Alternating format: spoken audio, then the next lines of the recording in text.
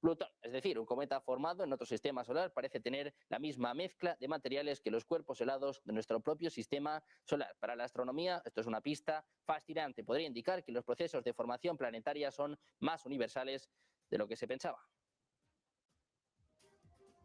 Mirando al espacio, les contamos que un telescopio en Chile ha captado una impresionante nueva imagen de una nebulosa planetaria que se asemeja a una elegante mariposa cósmica. La impactante imagen, publicada este miércoles por NOIRLab de la Fundación Nacional de Ciencias, fue captada el mes pasado por el telescopio Gemini Sur. La nebulosa, oficialmente conocida como NGC 6302 y popularmente llamada nebulosa de la mariposa, se encuentra a entre 2.500 y 3.800 años luz de distancia. La constelación de Escorpio, un año luz, mide aproximadamente 9,6 billones de kilómetros. En el centro de la nebulosa se encuentra una estrella enana blanca que expulsó sus capas externas de gas hace mucho tiempo. Estos gases desechados forman ahora las llamativas alas en forma de mariposa que brillan bajo el calor de la estrella envejecida. El objetivo astronómico fue seleccionado por escolares chilenos para conmemorar el 25º aniversario del Observatorio Internacional Gemini, agregando una celebración impulsada por la comunidad a la maravilla celestial. Esta observación resalta tanto en la belleza como la complejidad de las nebulosas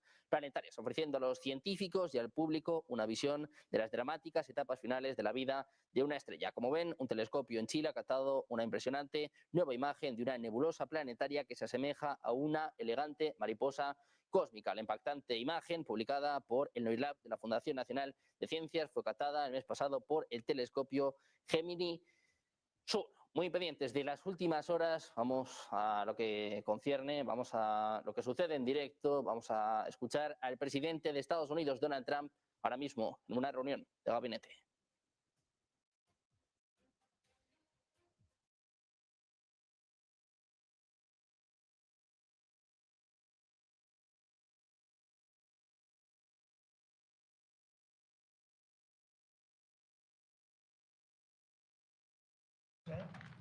Everybody ready? It's nice to be with you. Welcome to the final cabinet meeting of 2025, a year that will go down as the most consequential and successful first year of any administration. They're saying that, not me. Oh, I say it too, actually. A lot of people are saying it. And a lot of that is thanks to the men and women in the cabinet. With the new and improved cabinet room, I might add. We took pictures down from the vaults downstairs, lots of pictures that haven't been exposed to the world for, in many cases, over 100 years. We brought them up and we're using them as they should be used. But the cabinet room looks beautiful like it should now. The Oval Office looks beautiful like it should. It was like the rest of the country. It was in disrepair. 1 year ago, our country was dead, and said to me by many leaders, we had a dead country. Now we have the hottest country anywhere in the world. It's true. The hottest country anywhere in the world. Think of that. In 4 long years of the Biden administration, there were just $1 trillion of new investments in the United States in 10 months. We've secured commitments of over $18 trillion. So they had, in 1 year, they had less than $1 trillion. That's in a period of 4 years. Think of it, 4 years they had less than $1 trillion. In 10 months, we have more than 18 trillion. Is that right, Scott? It's even going to be higher than that. It'll be higher, but and going up. And we're waiting for the Supreme Court case, and it's so important and so vital for this country because we're not only respected again, we're putting out wars by our trade policies, and we're taking in hundreds of billions of dollars, and our country is wealthy again and secure again, and it's part of national security, and I hope that goes well. I think it's very important, but think of the number. We're going to be over $18 trillion in 10 months, and which is a record times probably 8 or 10 times, I think more than that for any country. There's never been a country that's had that kind of an investment ever in history. And there's never been a country that's had half of that. It's a tremendous thing that's taking place. We have companies moving in from all over the world, from Mexico, from Canada, from Europe, from China, from Japan a lot. We just had Toyota is going to spend $10 billion. They just announced on building new plants in this country. Our workers, they're going to be all workers. but they're spending a tremendous amount. So the stock market is set 46 all-time highs. And this last Friday, which is called Black Friday, was the biggest ever online sales that there's ever been by a lot. More Americans are working today than at any time in the history of our country. I mean, these are the facts we have to get out. And, you know, there's this fake narrative that the Democrats talk about, affordability. They just say the word. It doesn't mean anything to anybody. You just say it. Affordability. I inherited the worst inflation in history. There was no affordability. Nobody could afford anything. The prices were massively high. Do you remember when we took over eggs? You did a great job on that, Madam Secretary. Agriculture, Brooke. Eggs were 4 or 5 times higher than they had ever been. They said, don't order eggs for Easter at the White House. And we ended up doing it, and we got the egg prices way down, lower than what they were before. But the word affordability is a con job by the Democrats. They say affordable. I watched the other day where some very low IQ congresswoman talked about affordability. She had no idea. Their prices were much higher. As an example, energy, gasoline, we're now at about $2.50 a gallon. We're going to be, I think, at $2 a gallon. We could even crack that at some point. I'd love to do it. And we could do it more easily if we weren't building up the strategic national reserves, which Biden emptied out before the election so that he could try and get elected, meaning he started it, then he got thrown out of the race. Then she took over and she kept it going, and they emptied out these strategic national reserves, which are really meant for something else. They're not meant to keep people happy with their gasoline price. They're meant for war. They're meant for problems, big problems. He emptied it out, and then she continued it during the process of trying to get elected. Didn't work out too well for him. And they virtually brought it down to the lowest level, I believe, in history. And it didn't have much of an impact because the prices were very high. But our prices now for energy, but for gasoline, are really low. Electricity's coming down. And when that comes down, everything comes down. But the word affordability is a Democrat scam. They say it, and then they go on to the next subject. And everyone thinks, oh, they had lower prices. No, they had the worst inflation in the history of our country. Now, some people will correct me, because I always love to correct me, even though I'm right about everything. But some people like to correct me, and they say 48 years. I say it's not 48 years, it's much more. But they say it's the worst inflation that we've had in 48 years. I say ever. But whether it's 48 years or ever, it's pretty bad. We had the worst inflation that we've ever had. Since last January, we've stopped inflation in its tracks. And there's still more to do. There's always more to do, but we have it down to a very good level. It's going to go down a little bit further. You want to have a little tiny bit of inflation. Otherwise, that's not good either. Then you have a thing called deflation. And deflation can be worse than inflation. But we have it almost, we'll soon be at a perfect level, but we inherited the worst inflation. But we have 20 states that are now selling gasoline at less than the $2.75, I think of that, $2.75. And it was at $5 under Sleepy Joe. Grocery prices are down with the cost of Thanksgiving turkey this year down 33%. It was lower than 33% lower than under the Biden administration. Egg prices are way down 86%, thank you. And mortgage rates, despite the fact that we have an incompetent chairman of the Fed, a real dope, who should reduce rates. I saw even Jamie Dimon said he should be reducing rates. I never saw Jamie Dimon say that. I wonder why he said that. But he really said it because he's right. But we have a guy that's just a stubborn ox who probably doesn't like your president, your favorite president. But they're going to be coming down. We'll be announcing somebody probably early next year for the new chairman of the Fed. I talked to Scott about taking the job, but he doesn't want it. You got the greatest job here. Yes, sir. Right? He said, no, I want to stay chairman. I want to stay right where we are, Treasury. And I think we're doing really great, aren't we?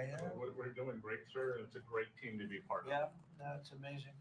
Under my executive order to lower prescription drug prices, which I think is the single biggest thing. Escuchamos al presidente de Estados Unidos, Donald Trump, hablando de órdenes ejecutivas para bajar los precios de los medicamentos y lanzando mensajes sobre el nuevo presidente de la Reserva Federal. Trump dice que va a realizar este anuncio a principios de 2026, con un nombre que está en todas las quinielas, con un Kevin Hayes, que es el actual director de Economía, el actual consejero de Economía Nacional y que, bueno, todo apunta que va a ser el próximo presidente de la Reserva Federal.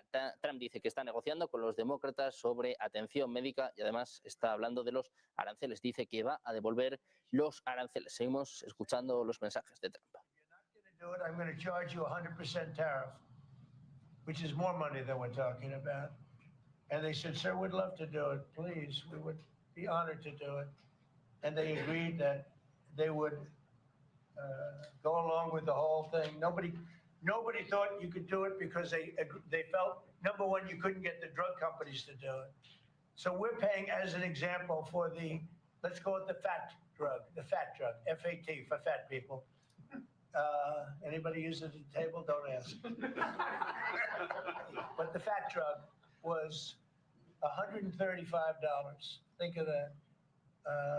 For certain people, $1,300 for certain countries, $1,300 in New York. So in New York, it was $1,300, and in London, it was $135. And a friend of mine called me, he said, what is this? Why is it? He got used to paying $1,300. Well, now what we have it down to is, Bobby, what's the number? Like 150 or something? We have it down to a low number, don't we? Yeah, it's around 100, 125, 150. Think of that. So we got it down from $1,300 to $125 to $140, depending on various countries. In other words, we're paying the lowest price, tied for the lowest price in the world. And people said, you could never do that because you couldn't get the countries to agree to it. I did. Every country agreed to it because I said, if you're not going to agree to it, that's okay. I'm going to charge you tariffs. And as soon as I said that, they said, we agree. And then we had to be a little tough with the drug companies, but they came along. The bigger problem was the countries. The countries just wouldn't go along with it, but they did, every country. So we have reduced drug prices by 500, 600, 700, 800, 900%, depending on the drug, depending on the company, depending on all of the different factors involved. Nobody's ever even thought of drug reductions like that, price reductions. And I told you the story that in my first term, I was so proud of myself because I reduced drugs. It was the first time in 28 years that drug prices were reduced. It was 1/4 of 1%, 1/4 of 1%. And I was so proud of myself. I said, it's the first time in 28 years that drug prices went down over the course of a year, over the course of a presidency. 1 year. 1/4 of 1%. I had a news conference. I was so proud. Now I got them down, not 1/4 of 1%. I got them down 400, 500, 600% and more. And the fake news won't write about it. And it's going to have a huge impact on healthcare because a big part of it's buying drugs, buying prescription drugs. It's going to have a huge positive impact because Obamacare is a disaster. I said it years ago, and I say it now, and the money should be paid, taken away from the insurance company. Obamacare was made to make the insurance companies rich. Their stocks have gone up 1,000% in a short period of time because the money goes to the insurance company. I want the money to go to the people. Let all the money go to the people, and let the people go out and buy their own health care. And I see on television, people are advertising now, we will help you buy health care. We will go out and help you buy. That's becoming like an industry because of what I said. So something's going to happen. It's probably not going to be easy because the Democrats, frankly, they don't want to make a good deal for the people. They just want to make a bad deal for the country. They want to make a bad deal for the Republican Party. But the Republican Party is united. And I will say that what I would like to do is the money doesn't go, trillions of dollars get paid to drug companies. And you still have lousy health care. Obamacare is horrible health care. We want it to go to the people and then let the people go out and buy their own health care, and they'll do great.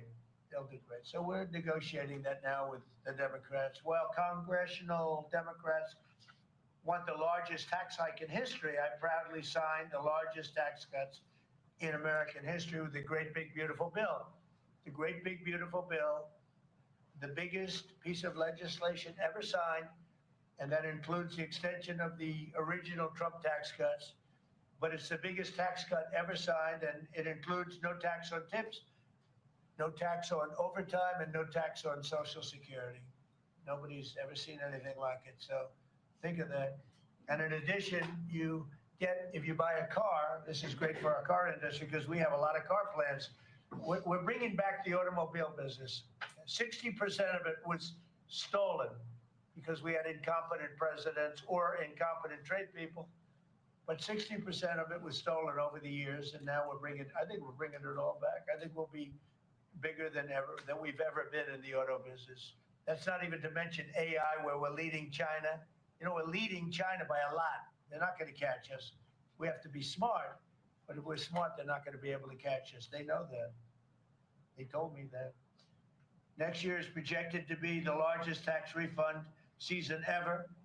And we're going to be giving back refunds out of the tariffs because we've taken in literally trillions of dollars. And we're going to be giving a nice dividend to the people, in addition to reducing debt. As you know, I inherited a lot of debt, but it's peanuts compared to the kind of numbers we're talking about. So we're going to be making a dividend to the people.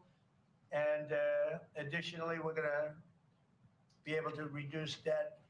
And as time goes by over the next 2, 3, 4 years, those numbers are going to go up. And I believe that at some point in the not too distant future, you won't even have income tax to pay because the money we're taking in is so great, it's so enormous that you're not going to have income tax to pay. Whether you get rid of it or just keep it around for fun or have it really low, much lower than it is now, but you won't be paying income tax. Seguimos escuchando a Donald Trump, el presidente de Estados Unidos, que anuncia que en el futuro no habrá impuestos sobre la renta. El presidente de Estados Unidos ha compartido que piensa que no habrá ningún impuesto sobre la renta que pagar en un futuro no muy lejano. Decía, el dinero que estamos asumiendo es tan grande y enorme que no tendrán que pagar impuestos sobre la renta, ya sea que lo eliminen, lo guarden para divertirse o lo mantengan muy bajo, mucho más bajo que ahora. No lo pagarán, es lo que está apuntando Trump en esta reunión de gabinete que de momento se está centrando en la economía. Decía que va a anunciar al presidente de la Reserva Federal a principios de 2026 y también dice que va a devolver los aranceles. Seguimos escuchando a Donald Trump. 11,888 are murderers, and we have to get them out, and we're doing it. We're doing it. I think what the job that our law enforcement groups are doing, Christy, you and Tom and everybody, amazing. What you're doing is amazing. I terminated the insane electric vehicle mandate. And look, some people that make electric cars weren't happy with that. But we have to do that because you have to have a choice, whether it's a gasoline-powered car. And we have so much gasoline. You know, China doesn't have gasoline. We do. And whether it's a hybrid, which really are working really well, the combination of electric and gasoline driven. But we, everybody was supposed to, by 2030, everybody had to own an electric car under the Biden stupidity. And not everybody wants to do that. I like electric cars. I like all cars. They're all good. They all have reasons. But you want to be able to go and buy what you want. I imposed historic tariffs that are now bringing in so much money that nobody's ever seen anything like it. And countries that were ripping us off, including allies, but they were ripping us off for years. I won't use the names. I won't mention Japan. I refuse to mention South Korea. I will not mention names. But they were ripping us off like nobody's ever been ripped off before and taking horrible advantage of your country. But now we're making a lot of money, because of the tariffs that are pouring in. And it's really national security. Among everything else, it's national security. We've also rapidly turned the worst border crisis in world history. I believe we had the worst border ever in history. I don't care if you had a fourth world country. You know, we allow third world country in. We would allow fourth world countries in also. It doesn't matter. There was never a border that was as bad as our border. We allowed anybody in with no checks, no vetting.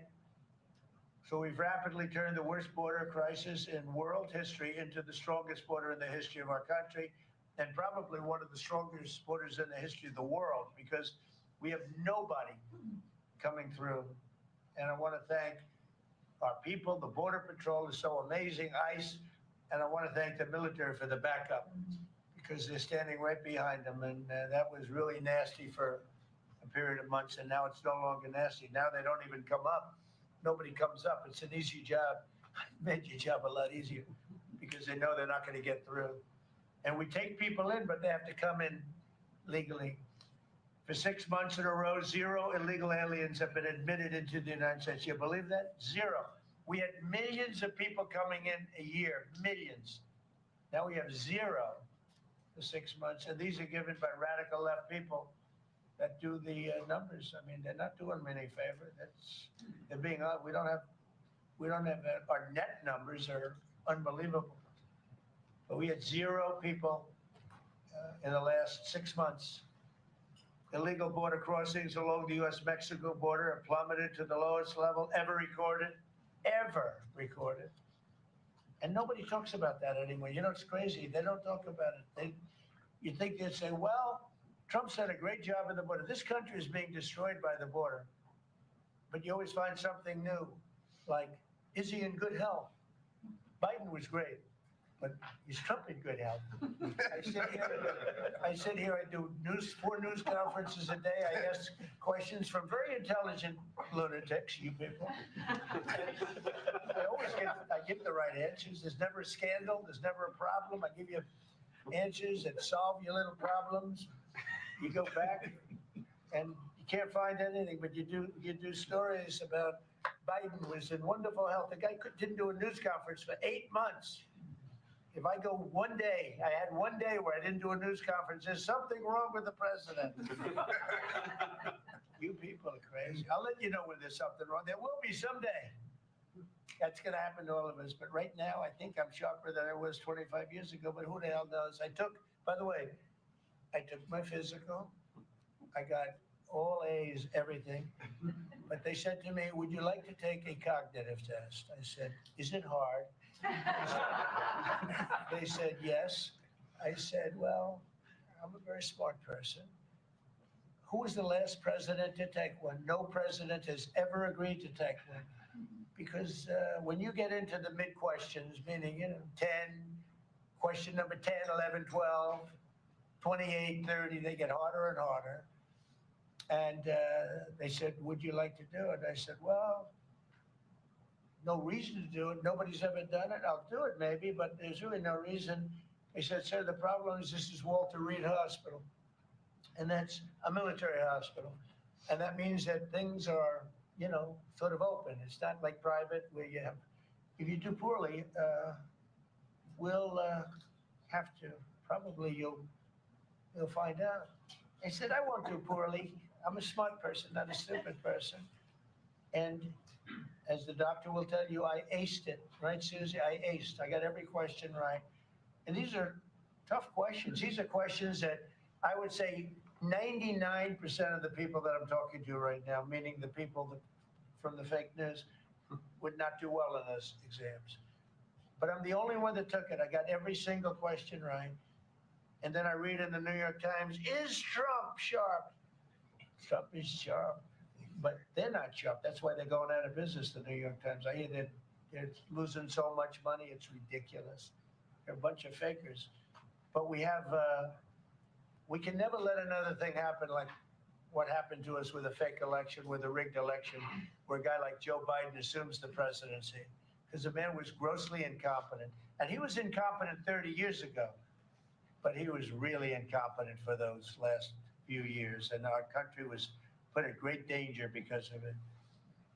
So for 6 months in a row, we had 0 people, illegal border crossings along the U.S.-Mexico border have plummeted to the lowest level ever, ever, ever. Think of that. And the net benefit to our country is enormous, incalculable. America is strong and respected again. On the world stage, we're really respected. In fact, I went to a NATO and they were calling me the president of Europe. We're doing very well. We have a lot of respect. As you know, we have a problem with a war that our people are trying to settle now with Russia and Ukraine. We are not involved in the war monetarily anymore. Biden gave away $350 billion like it was candy. That's a massive amount of money. And much of it in cash, a lot of it in equipment. I don't give away anything. We sell the equipment to NATO. The European nations pay us for the equipment, 100% price. And then they bring it to Ukraine or whatever they do with it. But we're trying to get that settled. I've settled 8 wars. This would be the 9th. And our people are over in Russia right now to see if we can get it settled. Not an easy situation. Let me tell you what a mess. It's a war that never would have happened if I were president. Not even a chance. And it didn't happen for 4 years. We've renamed the Department of Defense the Department of War, and I thought that would be controversial. And frankly, I tell you what, I haven't met one person. There's not one person I've met that doesn't like it. You know, think of it. We won World War I, World War II, everything in between, everything before it. And then we said, let's change the name. So we changed it back to what it was, Department of War, and Pete's doing a great job. We ended 8 wars, think of that. 8 wars, but we're going to do one more, I think. I hope. I hope. Every time I end a war, they say, if President Trump ends that war, he's going to get the Nobel Prize. So I end that war. Well, he won't get it for that war, but if he ever gets it for the next war, now they're saying, if he ever ends the war with Russia and Ukraine, he's going to get the Nobel Prize. What about the other 8 wars? India, Pakistan. Think of all the wars I ended. I should get the Nobel Prize for every war, but I don't want to be greedy. Actually, the woman who got the Nobel Prize said, "You've got to be kidding. Trump deserves the Nobel Prize." So that was very nice of her. I appreciate it, which is true, actually. But I don't care about that. You know what I care about? I care about death. I care about all the people that are dying. And last month, 27,000 young people died, mostly young people, mostly soldiers, despite some missiles being shot into Kiev and other places. But think of it, mostly young people. 27,000 people died between Russia and Ukraine last month. What a shame. So we're restoring law and order to our cities and towns. If you look at what's happened, and I want to pay my deepest respects to those 2 incredible people from the National Guard in West Virginia they came from. I spoke to their parents. Sarah is gone. She passed away. She's looking down on us now, and she loves her parents, and they loved her. They were, somebody said, how are they doing? I said, the word is devastated. Escuchamos al presidente de Estados Unidos, Donald Trump, hablando sobre la situación en Ucrania. Dice que la situación no es fácil, que la situación es complicada, pero ha expresado su esperanza de que el conflicto pueda resolverse pronto. Decía que hay una delegación estadounidense intentando establecerse, intentando organizar una paz con la parte rusa. Como saben, el presidente ruso, Vladimir Putin, está reunido ahora mismo con Steve Witkoff y con Jared Kushner. Trump dice que la situación en Ucrania no está fácil. And we have one young man who's fighting for his life. He's fighting very hard. I think he's probably doing better than anybody. And they said he didn't have a chance. I'll tell you, the one who said he's going to live is his mother. Spoke to his mother. Sir, he's going to live. I spoke to her very soon after this horrible event took place with this scum that is able to come into our country. I spoke to his mother. Sir, he's going to be okay. I'm telling you. No doctor thought that. Nobody thought that. He was hitting bad places, and she was like so positive. It was incredible. And it's possibly right, Pam, right? Possibly right. Boy, it would be amazing. If he lives, it would be amazing. A miracle, actually. But we're very proud of those 2 people. We're very proud of the National Guard. We're very proud of our military and our police and our firemen and women. If you go back And take a look a year ago, year and a half ago. It all changed, I think, on November 5th, the day of the election. But you go back before that, you couldn't get people to join the military bid, right? They didn't want anything to do with military. They wanted nothing to do with joining the police or the fire. They wanted nothing to do with anything. They had no spirit. The country it had no spirit, nothing. And now we just had the highest recruitment in history. And we're getting great people. We're getting great people. And I will say, despite what just happened, Washington, D.C. has become a really safe place. And I guess this lunatic probably was upset that the National Guard is so effective, because we were really, really effective, and we are. And Washington, D.C. is now considered a very, very safe city. We had crime numbers a year ago that was so bad, embarrassment, that the city, the capital of this country, could have numbers like that. And Washington now is, no murders, no this. It's been a miracle also what happened here. And now we're in Memphis, and we're going to New Orleans pretty soon. Over there, the governor called me. He'd like to have us go there. Governor Landry, great guy, great governor.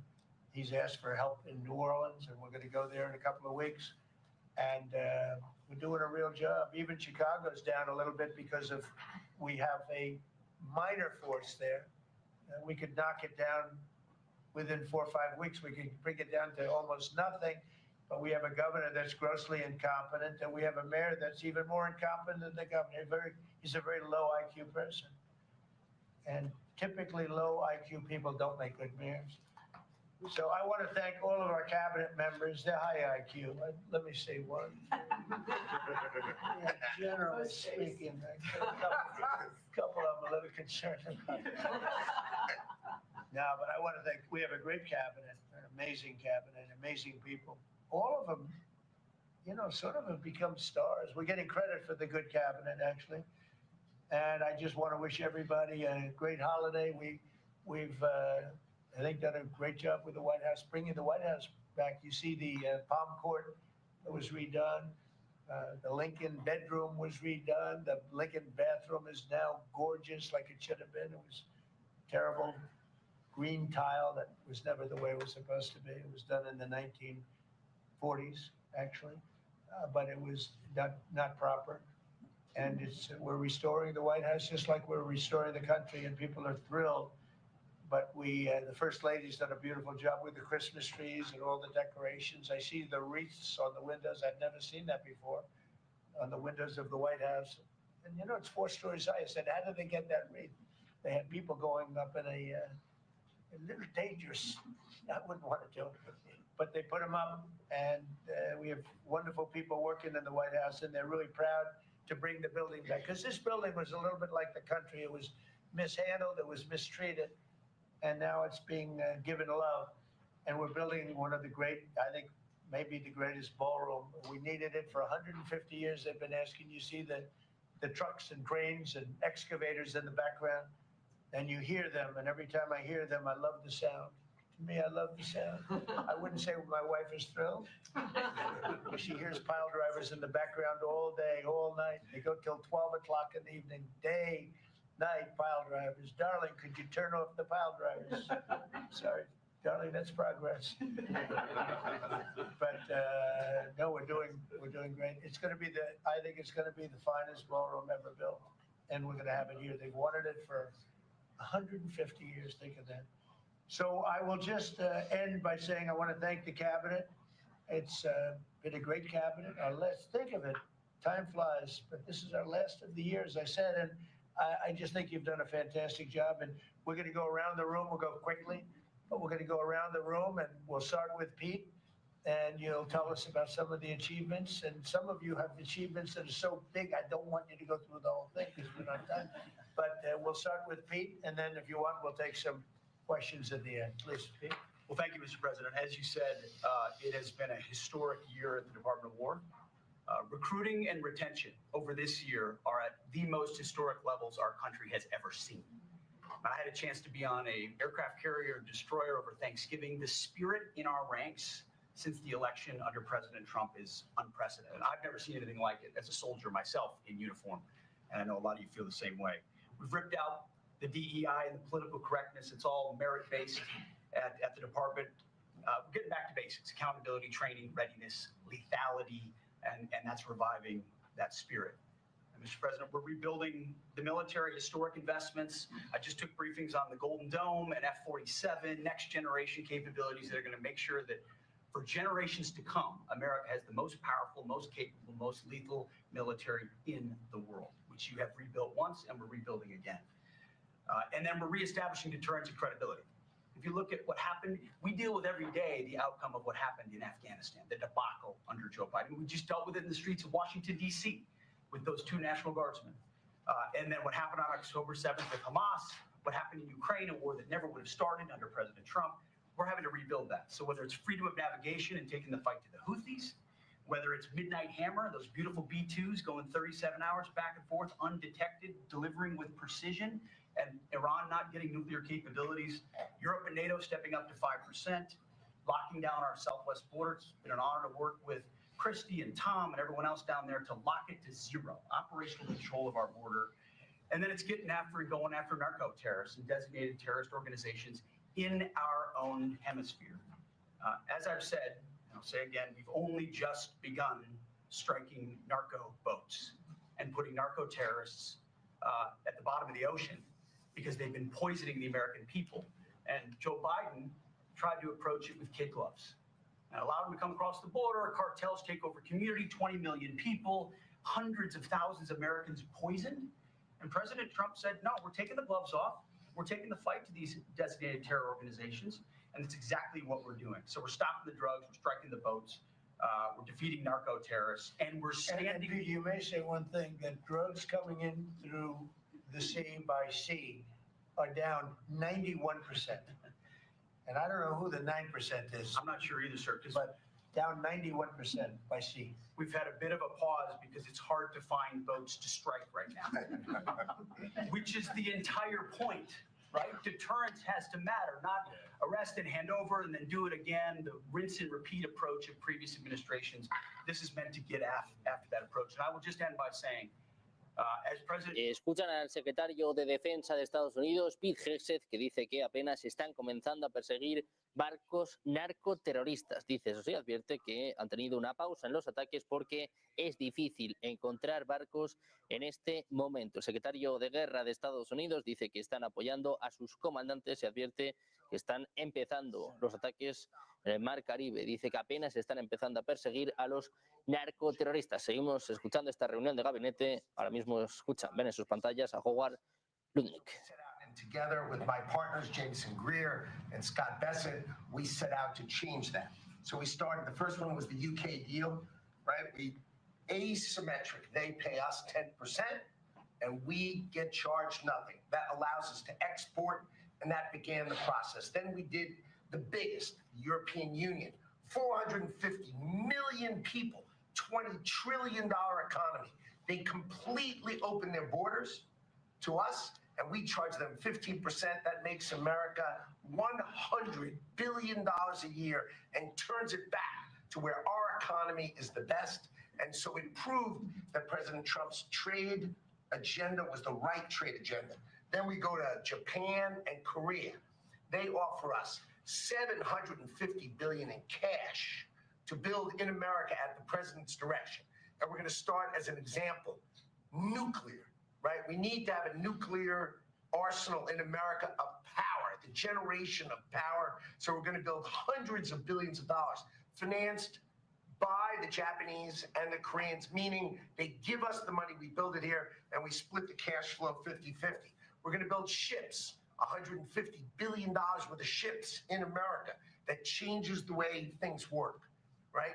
After those trade deals, then you go to how are we going to reshore, right? Let's start talking about the auto industry, right? We've been competed against by Koreans, the Japanese, the Europeans. We're kicking our tail. President Trump changed it. 25% tariffs, bring it all home. This year, General Motors stock up 40%, Ford up 34%. And on the same day that we announced We had set all the tariffs. Sean Fain, the head of the United Auto Workers, called and said, I can't believe I'm calling a Republican Secretary of Commerce to tell the president that this is the greatest administration for auto workers in America. Stocks up and auto workers up. That proves that President Trump understands how to take care of the whole ecosystem, both the companies and, more importantly, the people who work there. Semiconductors, right? We didn't build any. The Biden CHIPS Act was a $60 billion giveaway, right? We've now turned that. $300 billion is committed to America. That's going to go up to $750 billion in the next 60 days, right? And then you go to pharmaceuticals, right? $250 billion being invested in America, and then working together with Bobby Kennedy, right? Pounding away on that MFN, working together as a joint team. They're coming to over $250 billion and cutting prices in half. We did the golden share of U.S. Steel to make sure the Mon Valley is protected. Intel gave us 10% of the company, make tens of billions of dollars, right? And the last thing I will say is a year ago today, I was working on transition with President Trump, right? To build the greatest cabinet ever for the greatest president ever. And I, as I sit here today, I can't be more proud of how you did it, sir. You've created the greatest cabinet. It is a joy to be at this table. You know, one thing we will mention, so they came to see me from Intel, and they had a problem. I said, look, we'll fix your problem, but I think the United States is entitled to 10% of your company. And the chairman looked at me and he goes, you have a deal. Tell him, how much money have we made since I made that deal? It's only 40 billion. 40 billion. We made $40 billion. That was, what, 3 months ago? Does anybody write about it? Nobody writes about it. That's okay. Mr. Secretary, how we doing with transportation? Well, Mr. President, so just quickly on aviation, many of you heard that we have an infrastructure made of copper. We have to transition to fiber. The last administration said it was going to take more than 10 years to complete the transition from copper to fiber. They had no plan to actually do it. We have already completed a third of this transition from copper to fiber. Now it's going to take longer for us to go from analog to digital. By the way, the rest of the world transitioned 20 years ago from analog to digital. We are just going to do that at the FAA right now, but we're buying new radios. We're going to buy new radar. By the way, those radar are going to be made in America, Mr. President. This phase of the operation will be completed by the time you leave office. It's 3 years.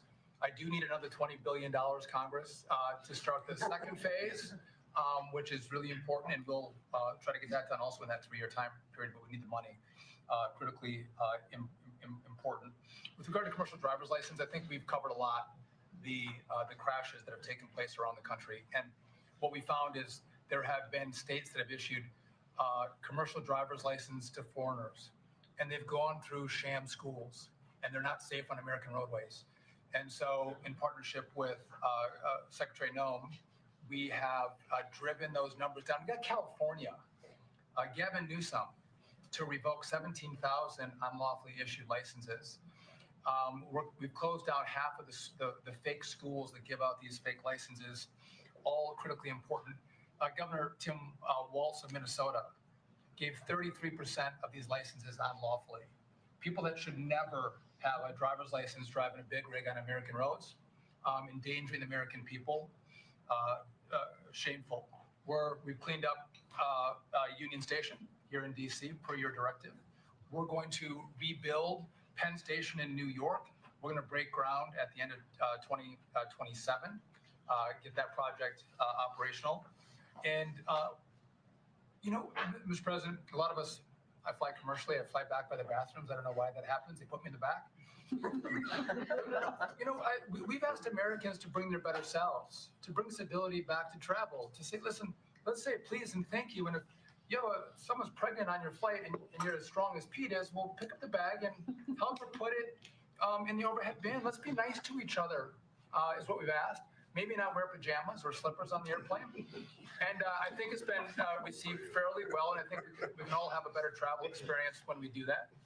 And just the last point I'll make is there was a big football game where the Merchant Marine Academy that falls under DOT actually beat the Coast Guard with Christy Nome. We beat them by 1 point, and so we're very proud of that. And so well done, Kings Pointers. So a little bit in a nutshell, we're rebuilding the air traffic control under boot edge. That was supposed to be boot edge. It's another grossly incompetent person. He'd get on his bicycle, ride to work, and he was just terrible. What they do is they take the fiber optics and they take fiber, trying to hook it into copper, and fiber and copper don't mix. You can't do it. But people knew that for the last 30 years since they started doing the fiber. And they spent billions of dollars and it didn't work. And you saw that by the helicopter crash. You saw that by Into the Plane. You saw that by a lot of things. So we're doing a brand new air traffic control system, and it's going to be the best, and it's going to be from top to bottom. And we have the 3 top companies in the world bidding on it. And it's going to be one bid, and we're going to have one company responsible, and it'll be the best system. And it's going to make this. Look, our skies are safe. Otherwise, we wouldn't let people fly. But we're going to have the safest skies. We're going to have the best system anywhere in the world. We're also going to rebuild Dulles Airport because it's not a good airport. It should be a great airport, but it's not a good airport at all. It's a terrible airport. It was incorrectly designed with a good building. Actually, it's got a beautiful terminal. Saarinen was the architect, one of the greatest architects in the world at the time, a great architect. And so they have a great building and a bad airport. But we're going to turn that around, and we're going to make Dulles Airport, serving Washington and Virginia, Maryland, et cetera. We're going to make that into something really spectacular. We have an amazing plan for it and other things. But you're doing a really good job. I appreciate it. The people movers of Dulles, we had a crash recently. So we're going to announce that later today, a request for bids on this. But again, it's a not a great airport, which we can make great in this administration, Mr. President. We have a design that's amazing for Dulles. It's going to take Dulles and make it a really bad, it was a badly designed airport. We're going to make it into as good as there is in the country. It'll be exciting. Okay, please. All right. Well, Mr. President, it's good to be here at this meeting because in 1 year you can look around the table and see the change. And I think one of the biggest changes is how this cabinet works together. And I want to start there. There's often been said, I found out some things this year that I didn't know, that the Department of what was Defense, now Department of War, and the Veterans Department had never really communicated. Now, we're fraternal twins in a way. Pete and I are. He lifts better, I'm better looking. But in the looking at this, I mean, he brings them in. He keeps them for a number of years, up to 20 or longer. And then they come in to what the country is committed to our veterans. And if you don't have both ends working correctly, then recruitment lags, morale lags, and we've been able to work and fix a great deal of that. I didn't need to change our name, but I did do one thing. I put the veteran back first at the VA. And we did that in 1 year. How did we do that?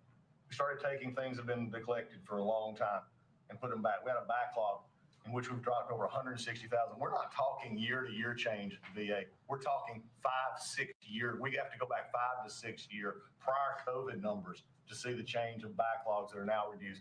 We do it in 6 months instead of the long time it took. In fact, it grew under the Biden administration. It shrank over 160,000 under us. Champ VA, which is a program we have, has basically been back to day to day. It was at a terrible state, with delays in claims and everything's going on. We've got that back. We're doing things like taking a new look. I have one question that I ask when I go to my hospitals. We probably have over 170 hospitals, 1,200 clinics. And I ask the people one thing, Mr. President. I said, what are you doing right now that if you were just honest and I wasn't standing here, you say, this is stupid. It's been amazing what we've gotten. And the feedback that we've had, we've been able to change how we do credentialing, how we do privileging, how we do hiring. We're all working through that. And it has all made a difference for our veterans as we go forward. CMP exams for veterans out there listening. If this is the one for disability claims, where they say, well, let me send you to a doctor to make sure. Most of the time we have that already in the record. We're working now where those could actually be changed, where we just look at the record and not have to send them to the doctor. That's almost a $3 billion savings that we can let, and also not taking what the veterans get. We're also getting ready to announce here pretty soon a reorganization that's going to bring our hospital system organizationally in line with the 21st century. We are the largest healthcare organization. It's about time we acted like it, Mr. President. You gave that leadership. We're going to do it. And also one thing, community care contracts getting ready to go out. It's one of the largest contracts in the federal government, but it does exactly what you and I have talked about before, making sure that our veterans can get care in the system or in the community, wherever they want it. We're getting ready for that. Now, I have one thing for all the press who really enjoyed the first of the year, saying, oh, you know, they're going to cut all these jobs, 80,000 this, 80,000 that to VA. Mr. President, every success that I just gave you came after the fact, or pretty much after the fact, that we had 30,000 take early retirement. Early retirement, no risk, although you reported it as loss and risk, you can't help yourself. 30,000 took the retirement. Every bit of the success that I just told you about came with a reduced workforce. There was a motivated workforce that said, how can we take care of veterans?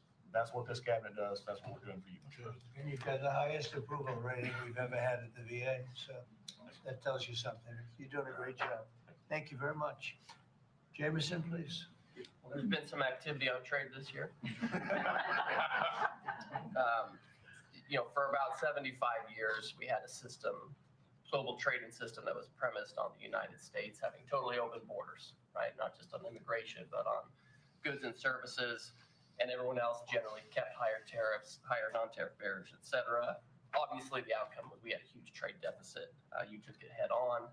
You gave all of us who work on the file a lot of leverage. So we spent the past, 10 months or whatever we've been doing now, just going around the world and flipping the script. So now we're in a situation where we protected our industries. We have the tariffs, and the other countries have decided to take their tariffs down and non-tariff barriers. And we've done it in a very constructive way.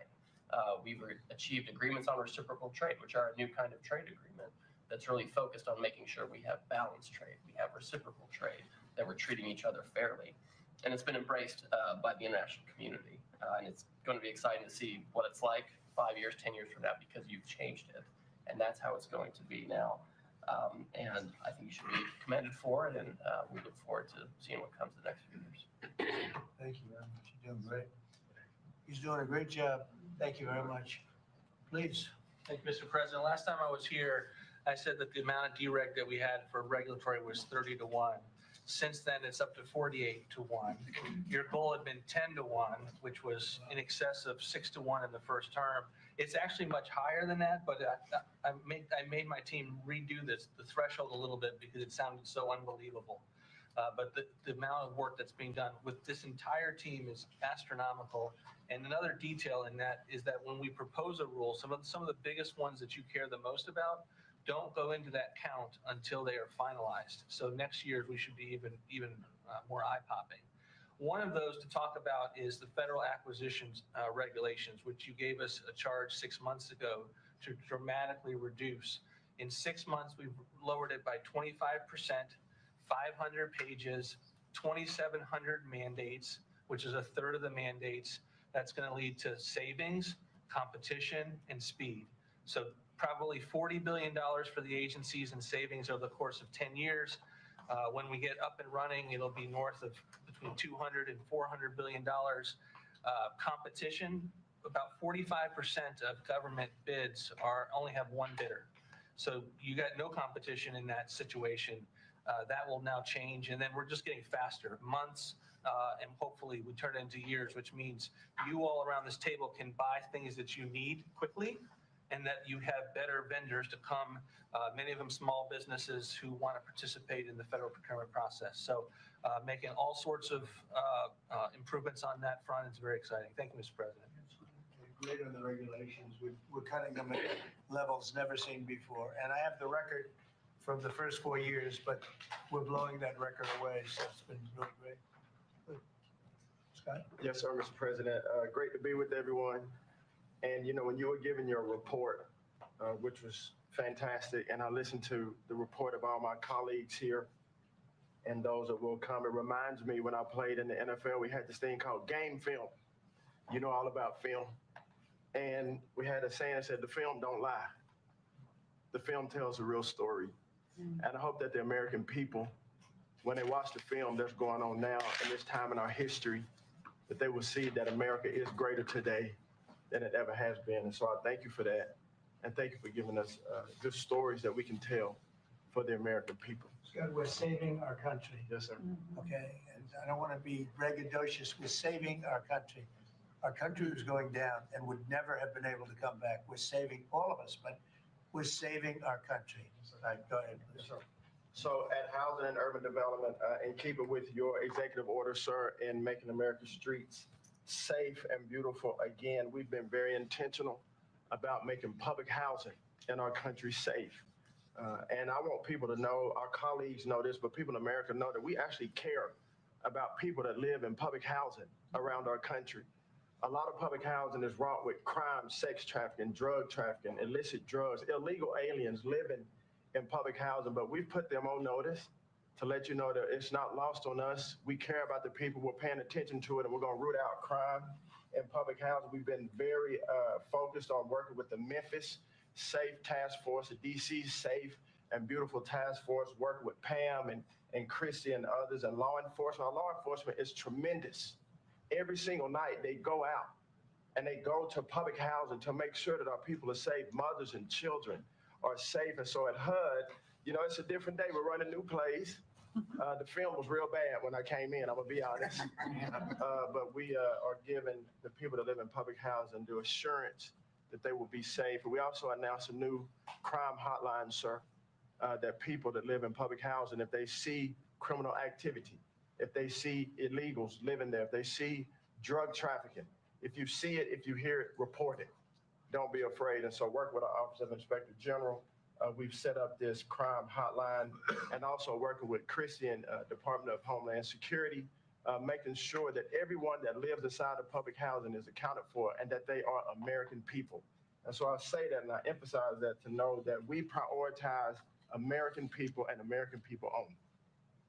Lastly, sir, in Atlantic City, we took over the Atlantic City public housing because the living conditions were deplorable. And they have people that have been living there for 3 generations and they were being treated very bad. And so I took it so that we can now give people a safe place to stay. And working with the First Lady in the Foster Youth Initiative has been a great joy for me and our team. So thank you for doing that executive order to make sure that our foster youth have a safe landing pad and have financial literacy as they age out of the foster youth system. And so you talked about affordability. HUD has supported over 1 million Americans in home ownership and affordability, and over 560,000 are first-time home buyers. So I hope that the press will write about that good news, that 1 million people are able to own a home and to refinance their homes. And so we are moving our building from DC to Alexandria, Virginia. So thank you for your support. We're going to save the American people about $500 million. So that's my report. Thank you, sir. Thank you, Scott. Well, coming off of Thanksgiving, moving towards Christmas, I think it's the season of Thanksgiving, and 2 words for me are gratitude and joy. Gratitude to you for, as Howard said, bringing this team together. I say it a lot, but I'll say it again, that this is like family at this point, and I don't know that there's ever been an organization like this, at least a government like this in the history of our country. These jobs are hard, but the joy every day in getting to fight for America and save the country is the privilege of all of our lifetimes, I believe. So thank you for that. At U.S. Department of Agriculture, the People's Department, Abraham Lincoln launched this department in 1862. But under your leadership, we have finally, again, put farmers and ranchers and rural America first. In the last year, it's no longer DEI, climate change, sending out money based on the color of a farmer's skin. It's now about literally putting farmers back at the center of it. And under the last administration, we talked a lot about affordability. We'll continue to talk about that. But under the Biden administration and the destruction of our economy and the cost of inflation, interest rates for farmers and ranchers went up 73%. Labor went up 47%. Fertilizer went up 36%. Fuel went up 28%. So when you think about the extreme economic strain that a lot of our farmers are under in our farm economy, these are massive, massive numbers that will take some time to get out from under. but we've already seen the beginnings of the movement toward more affordable food, housing, fuel, et cetera, and that will only continue to trend as we work to solve those issues. My partners in trade, of course, they do the work, but I'm constantly talking to them about selling more soybeans, selling more corn, getting more of our products out. But when we really think about how to solve for this idea that for so long our farmers, many of them have been farming for government checks instead of moving their product around the world, these trade deals change that forever. And it isn't one trade deal or two trade deals, it's dozens of trade deals. And so talking about rural prosperity and bringing the golden age back to rural America, which has been lost for too long. We're going to focus on that next year, hopefully with our vice president, many of our cabinet members. But the opportunity to do that under these new trade deals is unprecedented. And so just putting farmers first, our ranchers first, Mr. President, is such a huge priority and an accomplishment of the last year. The second quick thing is lawfare. And I know you know this better than anyone in the country. When a government politicizes and weaponizes their power to go after average everyday Americans, well, from you, the top of the Eeuu president, but all the way down to the ranchers in South Dakota, the Maud family, who were facing jail time over a fence line dispute that had been in their family for 130 years. We fixed that. The family, the Henry family in New Jersey, who were facing their farm being taken away for eminent domain to give to affordable housing, we fixed that. So being able to completely change the trajectory of private property rights, but especially as it has to do with our farmers and ranchers in our rural communities, changes everything for our country. And then the third thing, we have so much great things to talk about at USDA, but the third thing, which became very much a part of the national conversation during the Democrat shutdown, was SNAP reform, food stamp reform. When all of America saw what so many of us know and have been working on, but when you have so much rampant fraud in a program that 42 million Americans participate in, now big good piece of news that I hope is written about, since you became president, about 800,000 of those 42 million have moved off of food stamps, which is hopefully the plan with better jobs, higher wages, et cetera. But still, when we found 186,000 dead people Social Security numbers being used, 500,000 people receiving benefits more than twice. We had a couple of people receiving benefits in 6 states. In February of this year, we asked for all the states for the first time to turn over their data to the federal government, to let the USDA partner with them to root out this fraud, to make sure that those who really need food stamps are getting them, but also to ensure that the American taxpayer is protected. 21 states said yes, not surprised. 29 states said yes, not surprisingly, the red states. And that's where all of that data, that fraud comes from. But 21 states, including California, New York, and Minnesota, the blue states, continue to say no. So as of next week, we have begun and will begin to stop moving federal funds into those states until they comply. And they tell us and allow us to partner with them to root out this fraud and to protect the American taxpayer. As Joe Biden was working to buy an election a year ago, he increased food stamp program funding by 40%. So now as we continue to roll that back. So the partnership in Making America Healthy Again is also in food stamps, but a lot of what Bobby and I are doing together is really remarkable. But again, just gratitude and joy for this work, and so grateful to you. The final thing I'll say, a lot of gratitude to Secretary Marco Rubio for wearing his Aggie maroon tie as a reflection of Texas A&M beating Florida handily about a month ago. So Marco, I want to thank you, and much gratitude and joy in my heart as well. Yes. I think we also have to say something about China with one of the largest purchases ever in our country, the soybeans. Yes, sir. And so I want to thank President Xi. We had a great meeting. We were in South Korea, and I went to a lot of other places too, but we met in South Korea, and President Xi was great. And China gave us among the largest orders in the history of your world, agriculture. That's right. And sir, may I say, this is the remarkable result of real leadership and your real leadership Just a couple of days ago, China announced that they were going to halt all purchases from Brazil because they had found some irregularities in some of the soybeans they're buying from Brazil. And what that means is a continued signal that this country and our farmers produce the best, highest quality soybeans, sorghum, et cetera, in the world.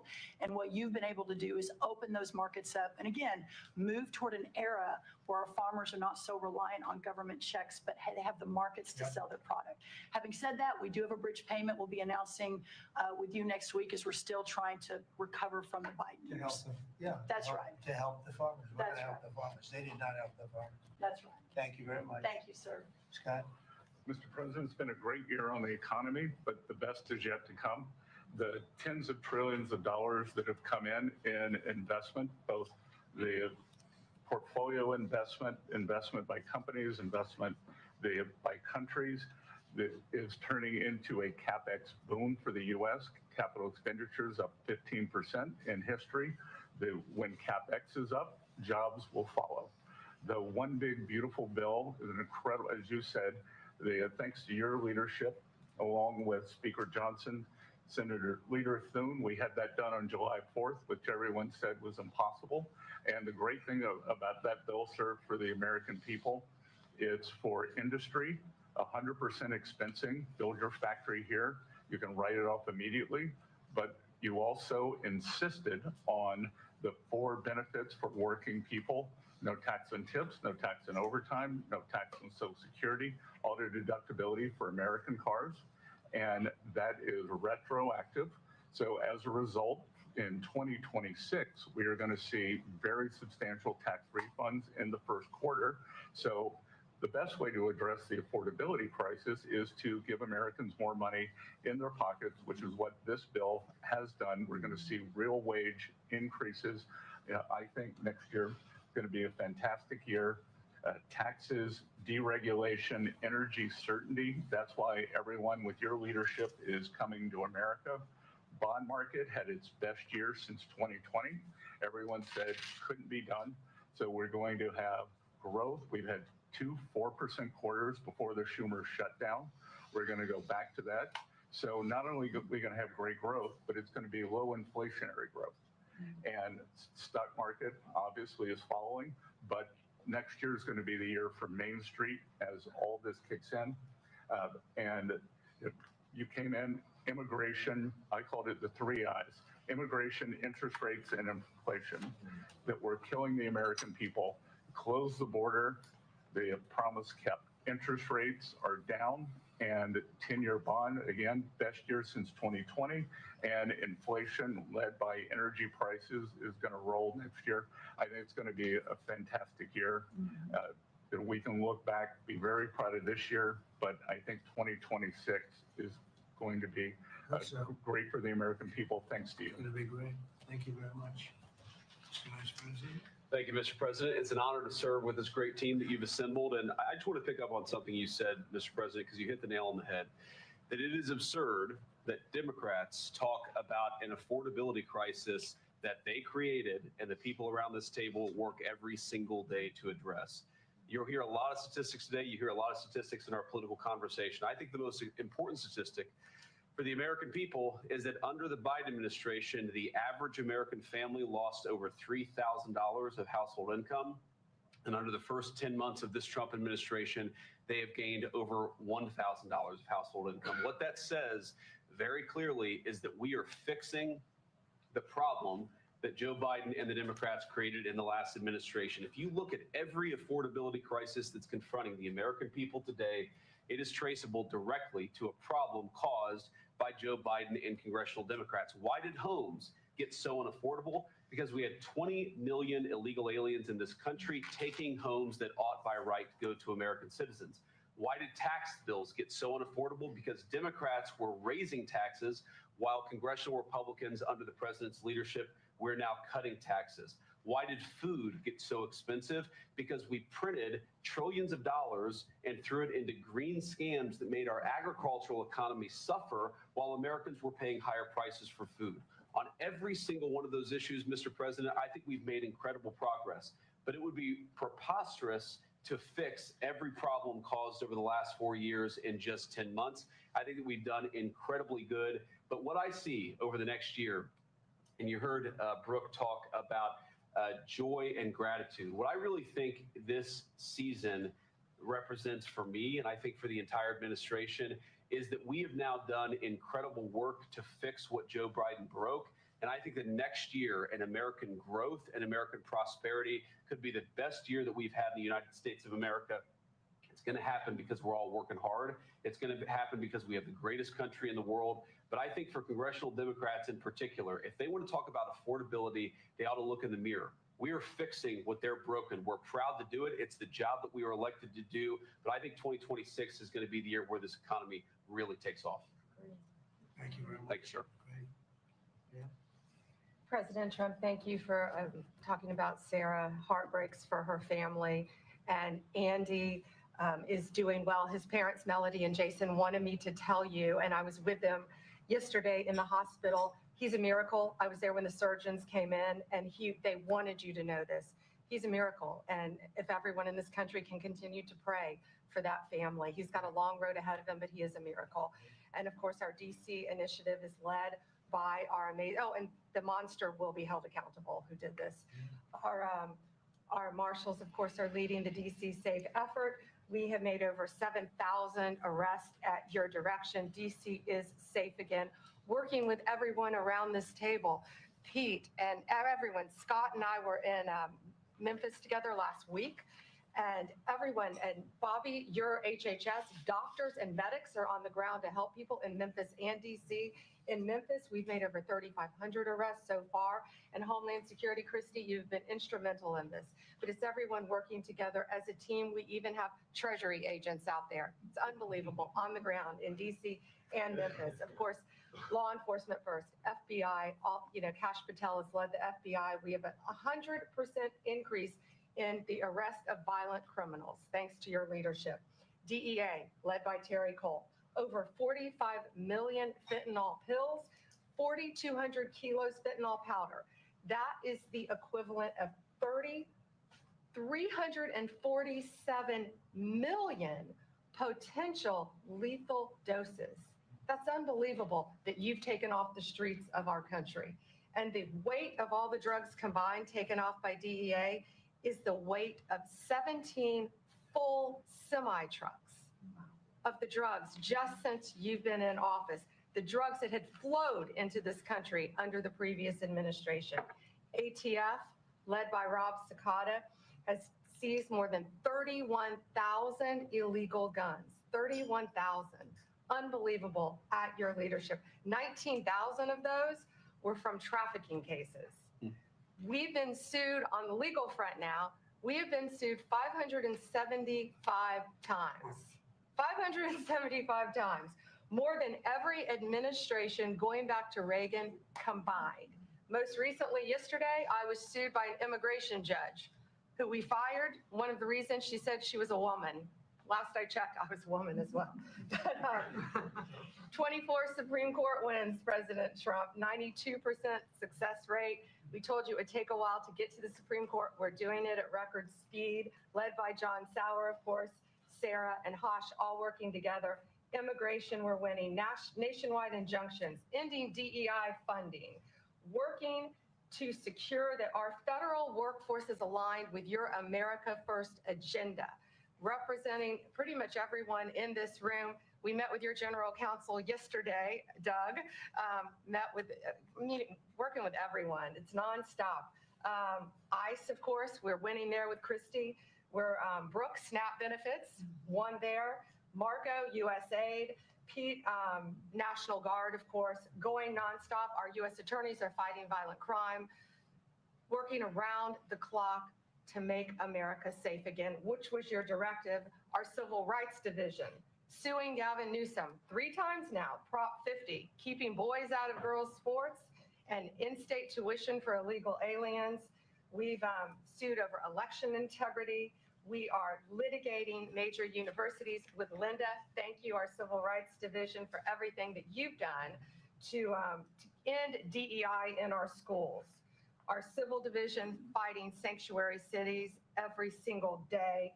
and of course our antitrust division with Google, major settlement. Our attorneys are working on terrorism, TDA, MS-13, Antifa, President Trump.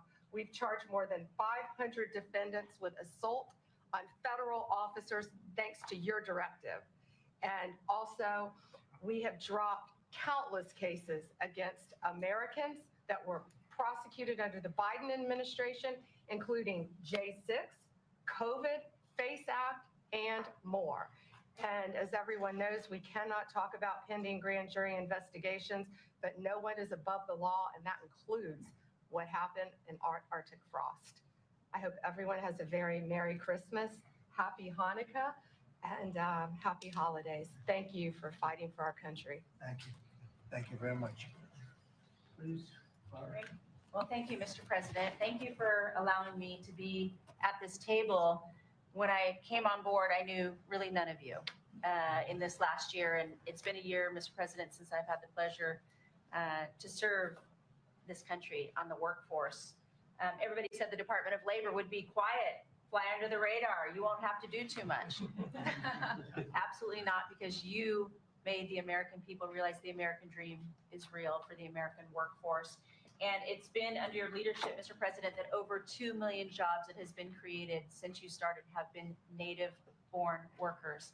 And that is the difference between this presidency, this administration, as opposed to the Biden administration, where mostly foreign-born or federal government jobs. And I think through the private sector, over 2 million jobs of native-born. And so the Labor Department has wasted no time in putting that into action with our Make America Skilled Again, either grant dollars, but the intentionality of the apprenticeship program, 1 million active apprentices across this country. We have done over 250,000 new apprentices so far in the first year and registered over 2,000 new apprenticeship programs.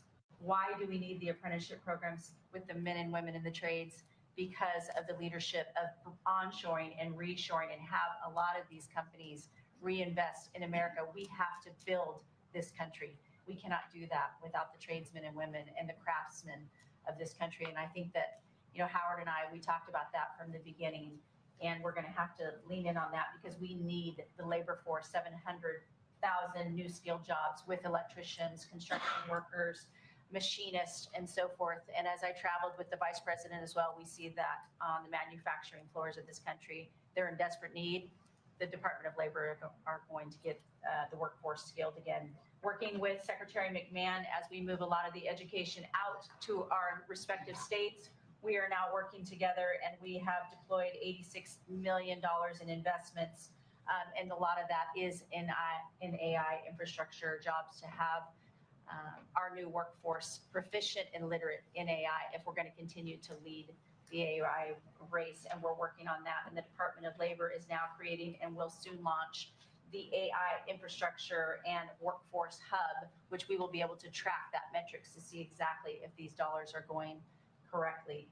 Integrating education and workforce with, obviously, Administrator Leffler and I are on the road a lot together because we're talking about Main Street as well as a lot of the manufacturing jobs and how we're being an ally to our businesses as opposed to an adversary. For far too long under the Biden administration, we were adversaries to our business owners, and we want to give them a leg up always and make sure that we're paying attention. And we want our workforce to be educated.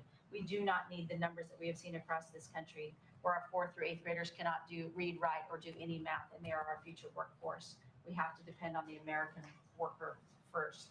Also, lowering healthcare costs in line with the executive order. I'm working with Treasury and HHS, and rulemaking is underway to expand healthcare transparency and make pricing more affordable for our employers who offer these to their employees.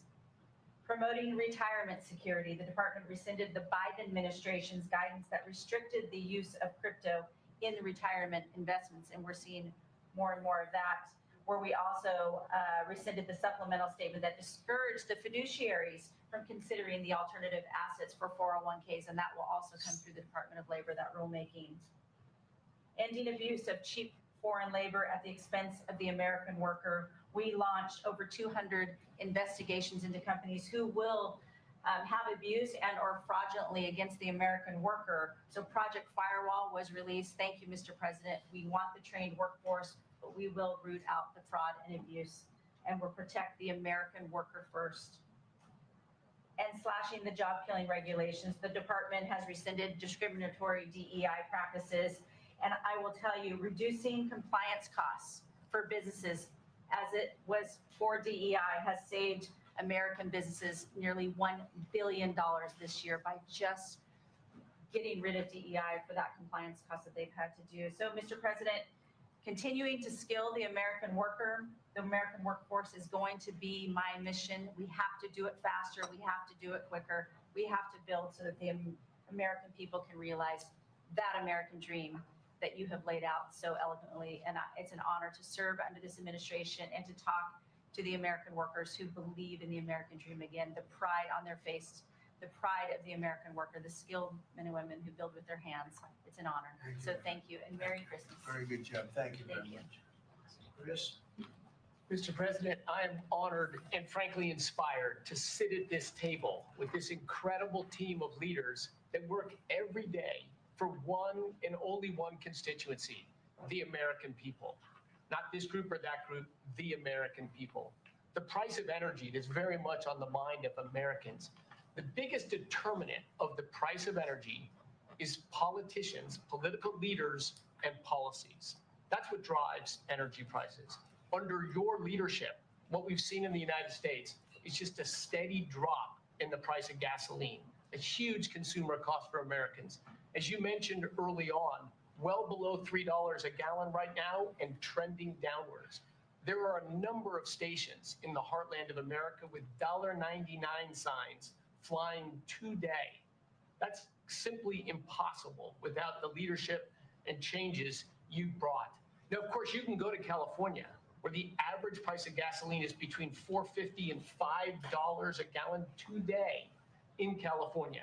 That's just bad political leaders there and bad policies in California. And taxes. And taxes. Taxes they charge on gasoline are just insane. Terrible. And electricity prices is a very parallel story, but it's a bigger moving ship, so the changes are a little bit slower. But Americans are outraged at a roughly 30% rise in the average price of electricity across this country. But everything we are doing together is going to reverse that. Not just stop the rises, but start a downward trajectory in electricity prices. And I can say that with confidence, not because we think these policies will work. We know these policies will work, and I'll get to that in a second. We're going to stop closing power plants. We've already done that, of course. Stop closing the coal power plants and natural gas plants that were shut down. We've got over 30 gigawatts of generators just sitting there today, not allowed to run. Well, of course, we're fixing that immediately. We're going to bring on from our existing grid tens of gigawatts more capacity that'll drive down the cost of electricity. But if we look at the last 5 years to see what works and what doesn't work, the most Trump-aligned policies in the electricity sector were by, no surprise, one of your cabinet members, Secretary Burgum, for 8 years governor of North Dakota. Over the last 5 years, production and demand for electricity in North Dakota grew 35%. Think what data center boom's going to do. And what happened? Electricity prices went down. Didn't rise slowly. They actually went down those 5 years. That's the answer. Trump-aligned energy policies increased demand for electricity. Nebraska and Texas, more Trump-aligned states, had significant growth in demand for electricity. They had electricity price rises, but well below the price of inflation. Unfortunately, Biden brought all of us a lot of inflation. If you look at the other end of the spectrum, California, New York, Massachusetts, Connecticut, Maryland, I could go on. What happened in those states? Policies and politicians that force the building of unreliable electricity generation, which requires new infrastructure and transmission lines. And what happened? Today, they produce less electricity than they did 5 years ago. A lot of spending money and less electricity. What does that mean? Of course, much faster rises in the price of electricity. Blue states have had 1.5 times faster rise in electricity prices than red states. Red states alone, less than inflation. We need to bring those policies. You are bringing those policies to the national level. We hope the blue states will come along with us, but your policies are going to start the decline of electricity prices nationwide under your leadership by just bringing back common sense. So thank you for allowing me to be part of this team. For people here who are focused on winning, special thanks to Howard and Scotty who were there with me to see the Denver Broncos win on Monday night. Now we want nationwide wins on energy for 3 more years. And we're doing more energy production than we've ever done by far right now. Records across the board that will continue to be reset every year you're in office. Thank you very much. Well, Mr. President, thank you for giving me a very interesting job. Some days it's a little controversial too, but it's been an honor to work for you. You are a great American. The fights that you pick are the right fights, and they're always on behalf of this country. So I appreciate the chance to do this job heading up this department. If you think about what Joe Biden did with the Department of Homeland Security, he used this department to invade the country with terrorists. He opened up the borders, let anybody come in that wanted to. He put them on airplanes. He let them through our airports. If they could figure out a way to get to our shores and in our country, he just opened the door and invited them in. So it's our job to get them out. And I want to thank you for this team, because I look around the table and I think every single person here has helped me do my job over the last year. They've supported us at the border and given us resources. Marco negotiates all the travel documents and relationships with other countries to take their people home. 2 million people have gone home already. The people that were here illegally, you've removed from our country and sent home. And we're going to send more home for the holidays too, and make sure that they get to be with their families in their countries. Yes. Mostly the bad ones. That's right. Focus is the bad ones. That's right. And there are a lot of them. They're terrible, horrible people. And Pam, make sure she's fighting for us in court so that we can get up every day and be bold. We're going to hire our 10,000th ICE officer. Will be on the job within 10 days. So we have hired 10,000. We've had hundreds of thousands of applications. We've got within the department, TSA went through this government shutdown without any delays. They all showed up for their shifts and worked hard doing security. And they have been absolutely fantastic. Sir, you made it through hurricane season without a hurricane. Yeah. And so FEMA, you kept the hurricanes away. So we appreciate that. And FEMA is deploying resources and dollars 150% faster than ever before. So if somebody does have something bad that happens to them, you are immediately there helping them and telling them they have the resources to get back up on their feet. So we have built and deployed hundreds of miles of border already. You have cut the fentanyl flow over the southern border by over 56%. You've saved hundreds of millions of lives with the cocaine you've blown up in the Caribbean. And, you told me to look into Minnesota and their fraud on visas and their programs. 50% of them are fraudulent, which means that wacko Governor Walz either is an idiot or he did it on purpose. And I think he's bold, sir. He brought people in there illegally that never should have been in this country, said they were somebody that they're not. They said they were married to somebody who was their brother or somebody else.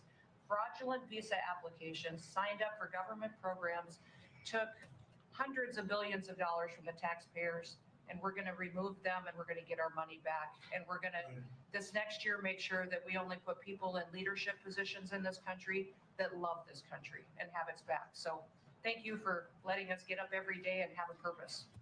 Thank you very much. Thanks, Chris. Appreciate it. Mr. President, you're exactly right. We are saving this country. We're doing it one Main Street at a time, and we're doing it at record speed and at record levels. Under your leadership, small business optimism, according to the U.S. Chamber Index for small businesses, has reached an all-time high in the history of that index. So on Main Street, the economy is coming back thanks to your leadership, thanks to getting Biden inflation under control. Small businesses' number one concern right now is finding skilled labor, and that's why Secretary Chavez DeRemer and I have entered into an MOU to speed that workforce to small businesses that under this administration are now at record levels. 36 million small businesses have now taken on board, for the first time in the SBA's history, $100 billion. That's $45 billion in small business lending at 85,000 small businesses, most of that under your term, and $52 billion out to small business investment companies. So we are running this agency like the best run bank in the country. We are growing small businesses across Main Street, and we're deregulating to the tune of $100 billion, working with all my fellow cabinet members. And thank you for putting together the best cabinet in history. Iron sharpens iron. And thank you for bringing such a strong leadership group together. And then finally, I walked factory floors from Alaska to Maine, and the workers, the small businesses, most manufacturers in this country are small businesses, 600,000 of them. They are so grateful to your fair trade, low inflation, deregulation agenda that is creating national security and economic security in this country like never before. And so I want to also finally thank you for bringing faith back to the White House, to this administration. I want to thank Brooke for hosting the Cabinet Bible Study and invite everyone tomorrow to Bible study and making this country something that we can be so proud of under your leadership. And I am so blessed and honored to be part of this team. So thank you, Mr. President. Thank you very much. Thank you, Mr. President, for your leadership. I am truly grateful to be a member of your team here at this table to help support you in delivering on the promises that you made to the American people. You came in with a very clear mandate of taking on the rampant weaponization, politicization of the intelligence community and federal law enforcement, experiencing yourself, the deep state abusing their power as they have against you, your family, and so many of the American people. Bring out accountability truly for those who have abused their power, making sure that the intelligence community is supporting your efforts in keeping the American people safe, secure, and free, and being the president of peace. I'm grateful to be in this position as your Director of National Intelligence to support you in these efforts, and I'll cover very briefly what we've done over the last year under your leadership and what we look forward to continuing to focus on next year. First of all, under your leadership, again, we've taken on a historic effort for transparency, declassification, and exposing these abuses of power by these deep state actors. We've declassified over 500,000 documents, many of which had never been seen before by the American people, put them online to bring about this level of transparency. We formed a weaponization working group, again, to be able to go after a lot of these abuses of power that have never seen the light of day, to support the accountability that under Pam Bondi's leadership in the Department of Justice is coming about. Secondly, bringing about reforms to the intelligence community to make sure that we have the most effective and efficient and focused workforce that's really working on bringing about the priorities you have laid out in ensuring our country's security. And lastly, Mr. President, working with many of our partners here around the table is going after these domestic threats.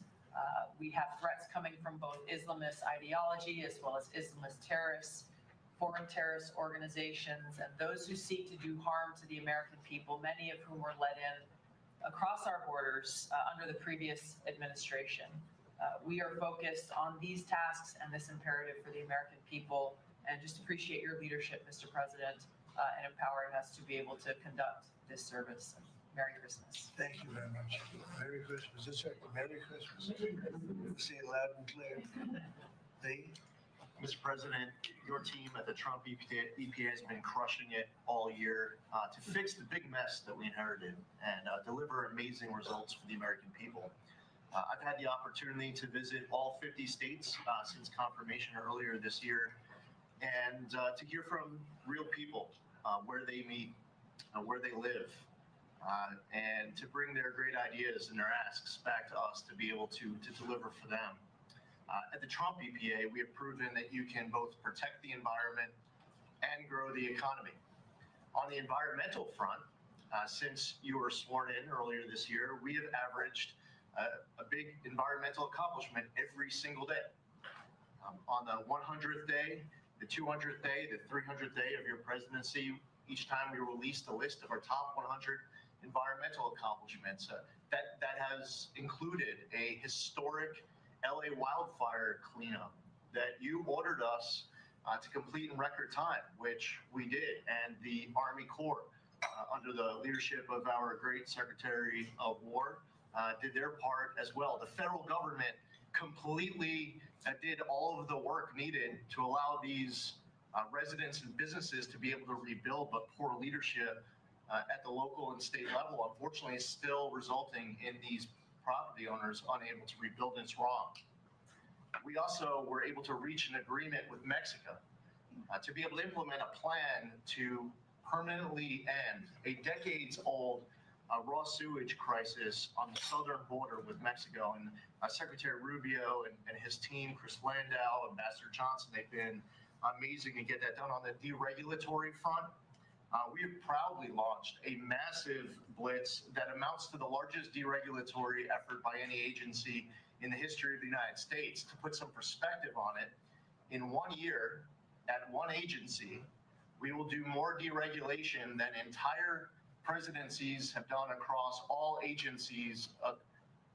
It's incredible. You could go back across 4-year terms or 8-year terms, you've never seen this much deregulation. One agency, 1 year. In fact, when finalized, the proposed rescission of the 2009 Obama EPA endangerment finding amounts to the largest deregulatory action in the history of the United States of America.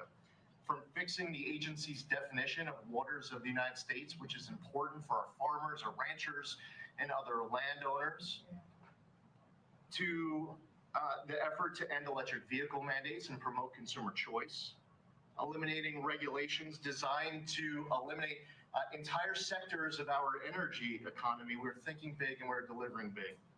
We have reduced terrible derailments on diesel exhaust fluid systems. We're getting water moving faster, new pipelines and power plants built, and we're helping to unleash energy dominance.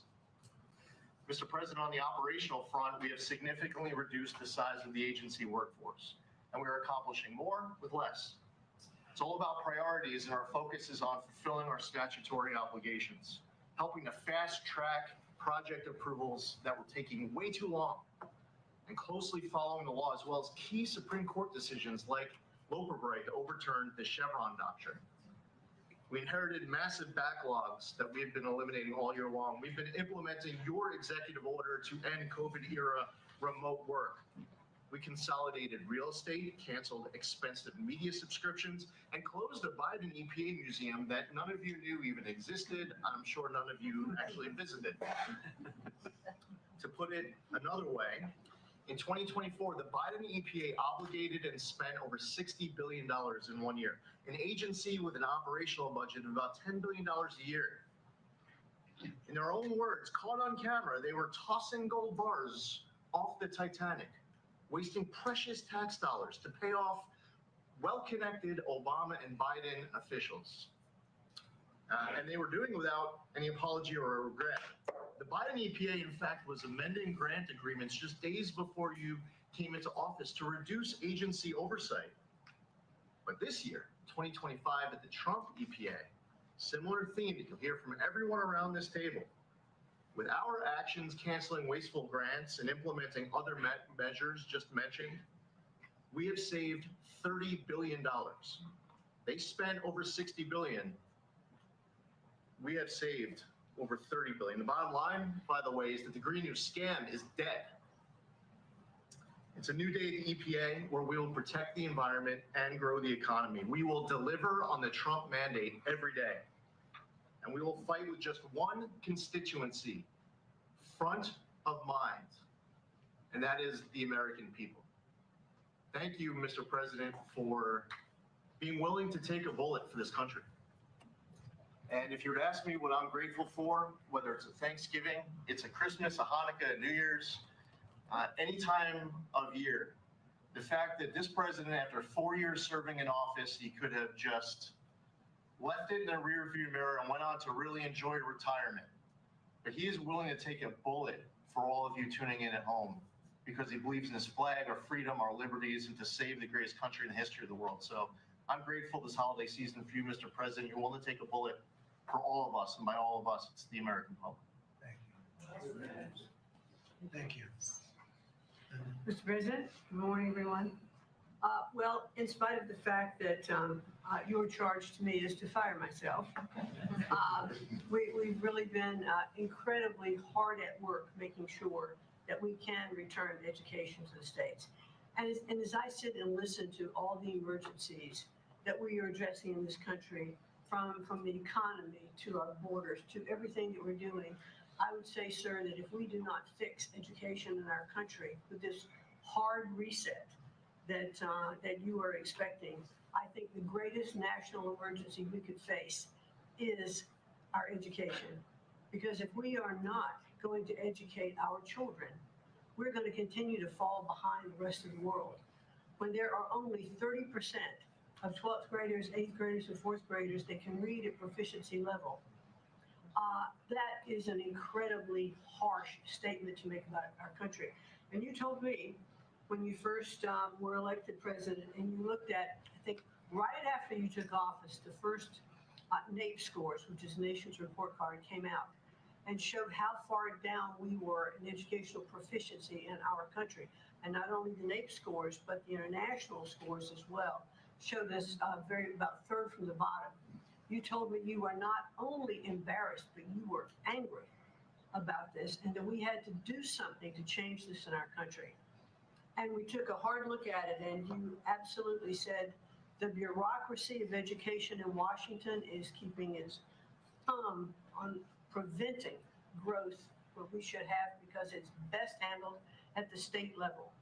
Letting states put their programs in place, and some states are going to do it a lot better than others. But it's not going to happen from Washington, D.C.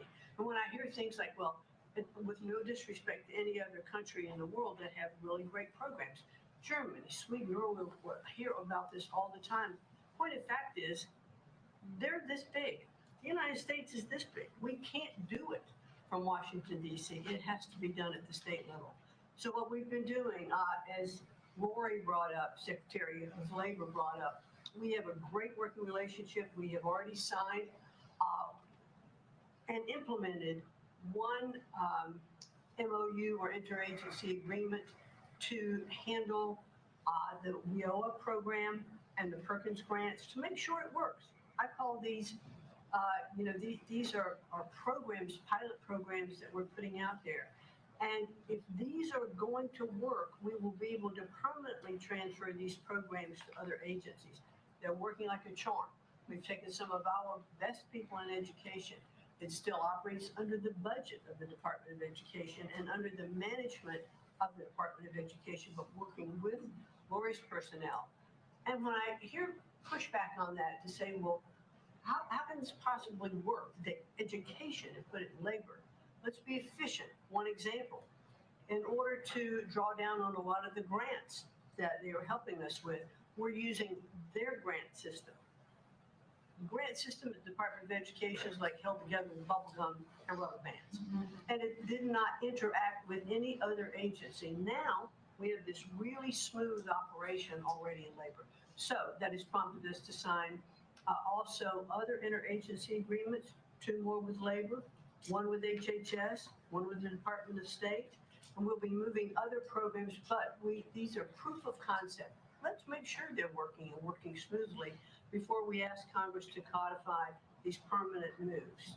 So that's kind of in the world of K through 12, what we're looking at right now, but in the world of higher education, as Attorney General Bondi mentioned, we've been working really very hard to make sure that we've got anti-Semitism and DEI out of our universities, and put some pretty stiff fines on, worked some good deals. I've enjoyed working with Harmeet, who is just an incredible negotiator. So we're bringing all of that to bear as well. So I can say, sir, that we are moving to return education to the states and to bring the level of education back up, making sure our students can read, by reintroducing the science of reading in schools.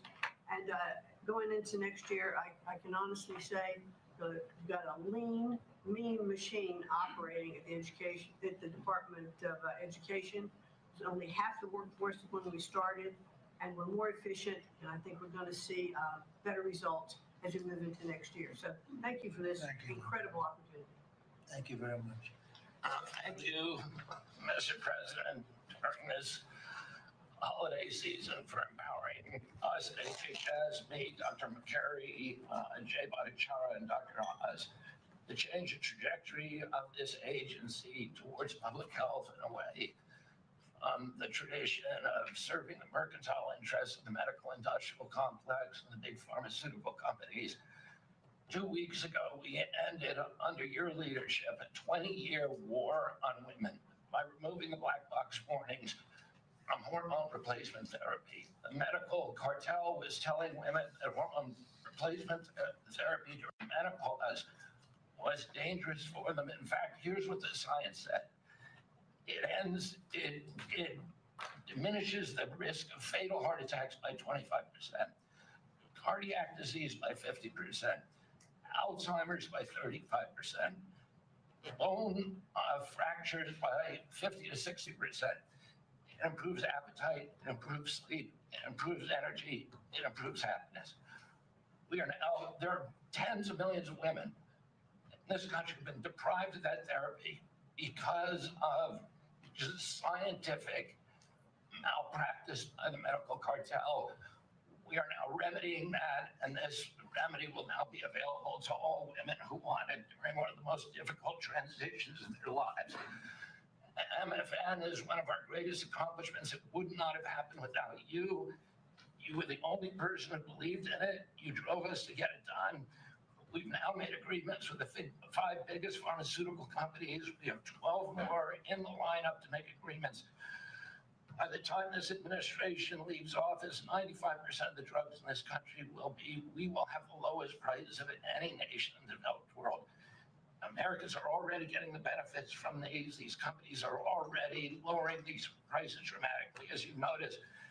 And then this week, Howard at Department of Commerce and Jameson, U.S. Trade Representative, made a bargain with Great Britain to raise their drug prices in conformance with your promise that the Europeans would raise theirs to counterbalance us lowering ours, and therefore we would keep intact the ecosystem of innovation and protect innovation. So congratulations on that, Mr. President. When you first asked me to take this job, one of the first contacts we made was with a leading economics professor, health economics professor at Harvard. And we asked him what's the one innovation that we could do that would most dramatically improve the health care experience for the average American. And he said, there's no contest, it's to get rid of prior authorization. Thanks to your leadership, we were able to convene the largest insurance companies in this country and do something that every administration, every Congress has promised for the past 30 years. We actually got it done. We convened the insurance companies representing 280 million Americans and got them to agree, most of them by January of 2026, for 2 months from now, to remove prior authorization for most of their procedures, for all the procedures we want them removed from. And that means that American patients at the point of care will be able to get an answer immediately. If your doctor says you need knee surgery, you will know before you leave that doctor's office whether your insurance company will pay for it or not. Similarly, healthcare records, the tech industry has refused to share healthcare records. You asked us to change that. We convened the 60 biggest tech companies at a conference that you presided over about 2 months ago. We now did a secondary conference which 400 leading companies all come in and agreed to remove any kind of blockages where individual Americans can get their own healthcare. Americans own their healthcare. Pues seguimos escuchando ahí detalladamente lo que están diciendo cada uno de los representantes a Donald Trump en esa reunión de gabinete, la 9ª que va del gobierno de Donald Trump este año 2025, aparte, eso sí, de su segundo mandato, como ustedes saben. Bueno, pues aparte de eso, la 9ª de su segundo mandato, ese gabinete, esa reunión de gabinete de su núcleo más duro, donde Donald Trump precisamente ha dicho que no habrá impuestos sobre la renta en un futuro próximo. También ha dicho que Japón y Corea del Sur estaban estafando a los Estados Unidos hasta que llegó él. Y también decía Donald Trump que la situación en Ucrania no es del todo fácil, que todavía hay algunas cosas que solucionar y que espera encontrarle solución próximamente. Bueno, pues ahora mismo está hablando, eso sí, Kennedy. Enseguida vamos a escuchar también, porque todavía queda por hablar, a Marcos Rubio. Vamos a seguir escuchando qué dicen los representantes del gobierno de la administración Donald Trump, precisamente al presidente de los Estados Unidos, Donald Trump, que está escuchando detenidamente. The revocation of the nursing home rule, which was overburdening rural areas across this country, Indian reservations, with regulations that were going to destroy the nursing home industry in those communities. And that is going to be a $25 billion savings. Those are some of the things that we're doing because of your leadership, President Trump. Thank you so much, and Merry Christmas to you. Thank you, Bobby, very much. Great job. Well, Mr. President, you've assembled an incredibly talented group here. If you took a look at this group compared to any Fortune 500 leadership team, any group of startup folks, I mean, this is an amazing group and the breadth of what's being accomplished. And the timing couldn't be better because with your leadership and vision, you've set us up for this age of abundance as we head into next year, the 250th anniversary of this country. And what are we heading into that year? As we've talked around the table, you've heard about massively lower taxes, massively lower regulation, abundant energy, record capital investment coming in, job growth. I mean, we are set up to really have something to celebrate next year. And I just, again, want to say thank you to everybody around the table. You gave us one big assignment in Interior. Of course, Interior, the largest balance sheet in the world in the Department of Interior. If it was a standalone company, 500 million acres of surface, 700 million acres of subsurface, over 3 billion of offshore from Guam to the Virgin Islands. And you said, we got to take care of that balance sheet. We got to develop those resources. And what have we done across that? Producing record amounts of oil, record amounts of gas. And again, we set out with a goal, energy diplomacy, sell energy to our friends and allies. We're exporting a record amount of energy to all of our friends and allies around the world. That's helping do that. And you're giving a gift to America as we head into this. You're giving us peace abroad, and you're giving us prosperity at home. That bodes so well for our country. One small little gift that we're giving to all Americans from one teeny part of Interior, which is the national parks, is that not only are we keeping prices low for all American citizens, offering 10 free days for our national parks next year to coincide with our holidays, but also a $100 surcharge for non-residents. That is going to raise hundreds of millions of dollars for helping restore and preserve all of our best parks. So as we close out with it, I want to also say a big celebration going on here in Washington, D.C. We've been thrilled to be part of the National Park Service, the U.S. Park Police, part of this great effort across a number of us on making D.C. safe and beautiful. This will be the safest and most beautiful capital in the world. We are doing so many things, whether it's hundreds of homeless camps, thousands of graffiti sites, cleaning up ponds and fountains, preparing this thing. The United States is never going to be performing better economically. It's never going to be looking better, just like the White House has never looked better, all because of your vision leadership. So again, thank you, sir. You've given an incredible Christmas gift to Americans by setting us up for an incredible 250th anniversary. That's very nice. Thank you, Dad, very much. Marco? Well, thank you, Mr. President. First of all, this is a very talented team, as you've seen, and as you know, because you picked every single one that's on. You deserve tremendous credit for doing that. It's an honor to be in this role. It's also an honor to be involved in and be a witness to what I believe is the most transformational year in American foreign policy since the end of the Second World War, at least. And it's transformational because for the first time in a long time, we have a president who basically puts America at the forefront of every decision we make in our relations with the world. And that may sound weird to people, like, of course you always do. No, that hasn't always been the case until about a year ago. And I think we've all witnessed in our own respective spaces how in every interaction the president has with the world, the goal he has in mind is very simple. Does what you want us to do, or is it what we're going to, or is it going to make us stronger? Is it going to make us richer? Is it going to make us safer? If it is, he's for it. If it's not, he's against it. If something's going to make America weaker or poorer or less safe, the president's going to be against it. And every single thing he has done in our foreign policy has been driven by the American people in mind. And I can go down the list. Why has he focused on mass migration? It's very simple, because no country is safe if you can just walk in without us knowing who you are into your country. We've seen the destruction that that's wreaking, not just in our own country, but the impact that it's having in Europe and in many other parts of the world. You talk about trade deals and the trade situation has been involved in. People, all this reporting on it, it's very simple. The president views the last 40 years as an era of which American workers and American farmers have been ripped off. They've been ripped off, and what he's saying is we want to have a trade with the world, but it has to be a trade in which American businesses and American workers and the products they make and what American farmers grow and produce has a fair shot to be sold around the world. On issue after issue, that's been the case. You talk about foreign aid reforms. This is not our money. This is taxpayer money. When the president has said we're going to do foreign aid, but we're going to do foreign aid for countries that are aligned with the United States and in a way that doesn't waste the taxpayers' money.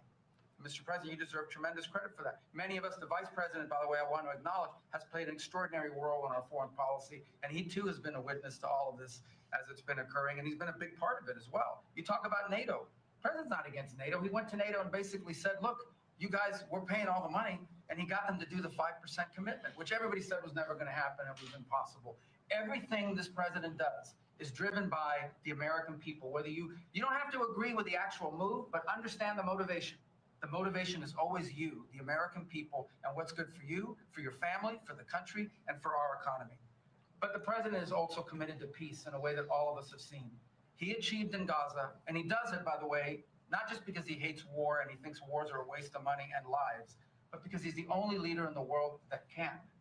No other leader in the world could have pulled off what happened in Gaza. And I can tell you, I can't get into the details. The vice president knows what I'm talking about. That deal doesn't happen without the president's direct interaction with the leaders that were involved in this decision-making.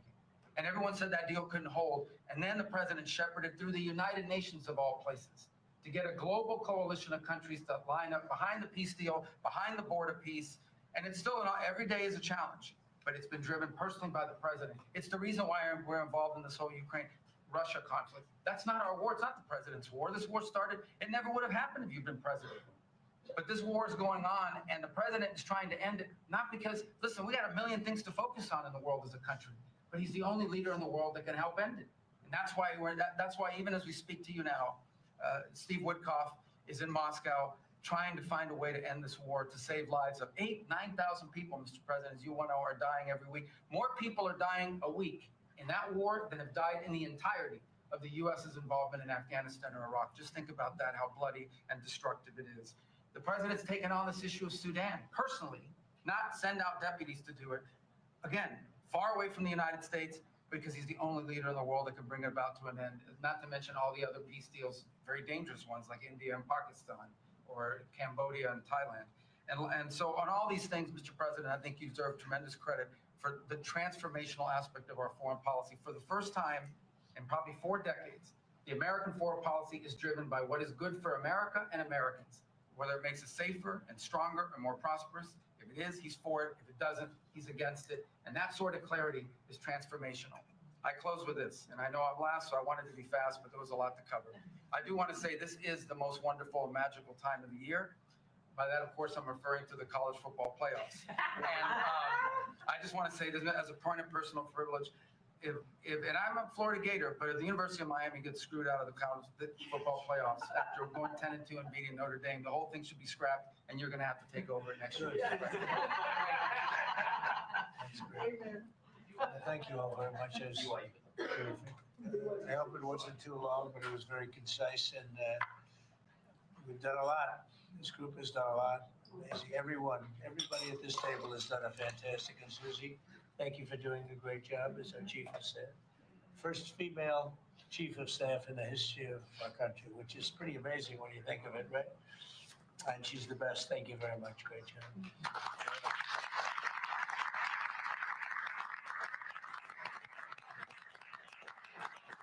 So after that, do you want to ask any questions? Mr. President, there's been a lot of speculation about who the next Fed chairman could possibly be. You said you have somebody in mind. How many names were you given on the final list? And does that person currently work on the board of the Federal Reserve? Well, I'd say that we probably looked at 10. And Scott interviewed some people that I didn't know, but he knew. And a lot of people were involved in the process, actually. And Howard was involved. But I think we probably looked at 10 and we have it down to 1. I want to ask you about Elon Musk, if I could. You talked about Elon Musk. You had him in dinner here in the White House. Is he now back in your circle of friends? Well, I really don't know. I mean, I like Elon a lot. He was he really helped during the election with his endorsement. He felt strongly. Look, we had one problem. I didn't want to have everybody have to have an electric car, and he makes electric cars.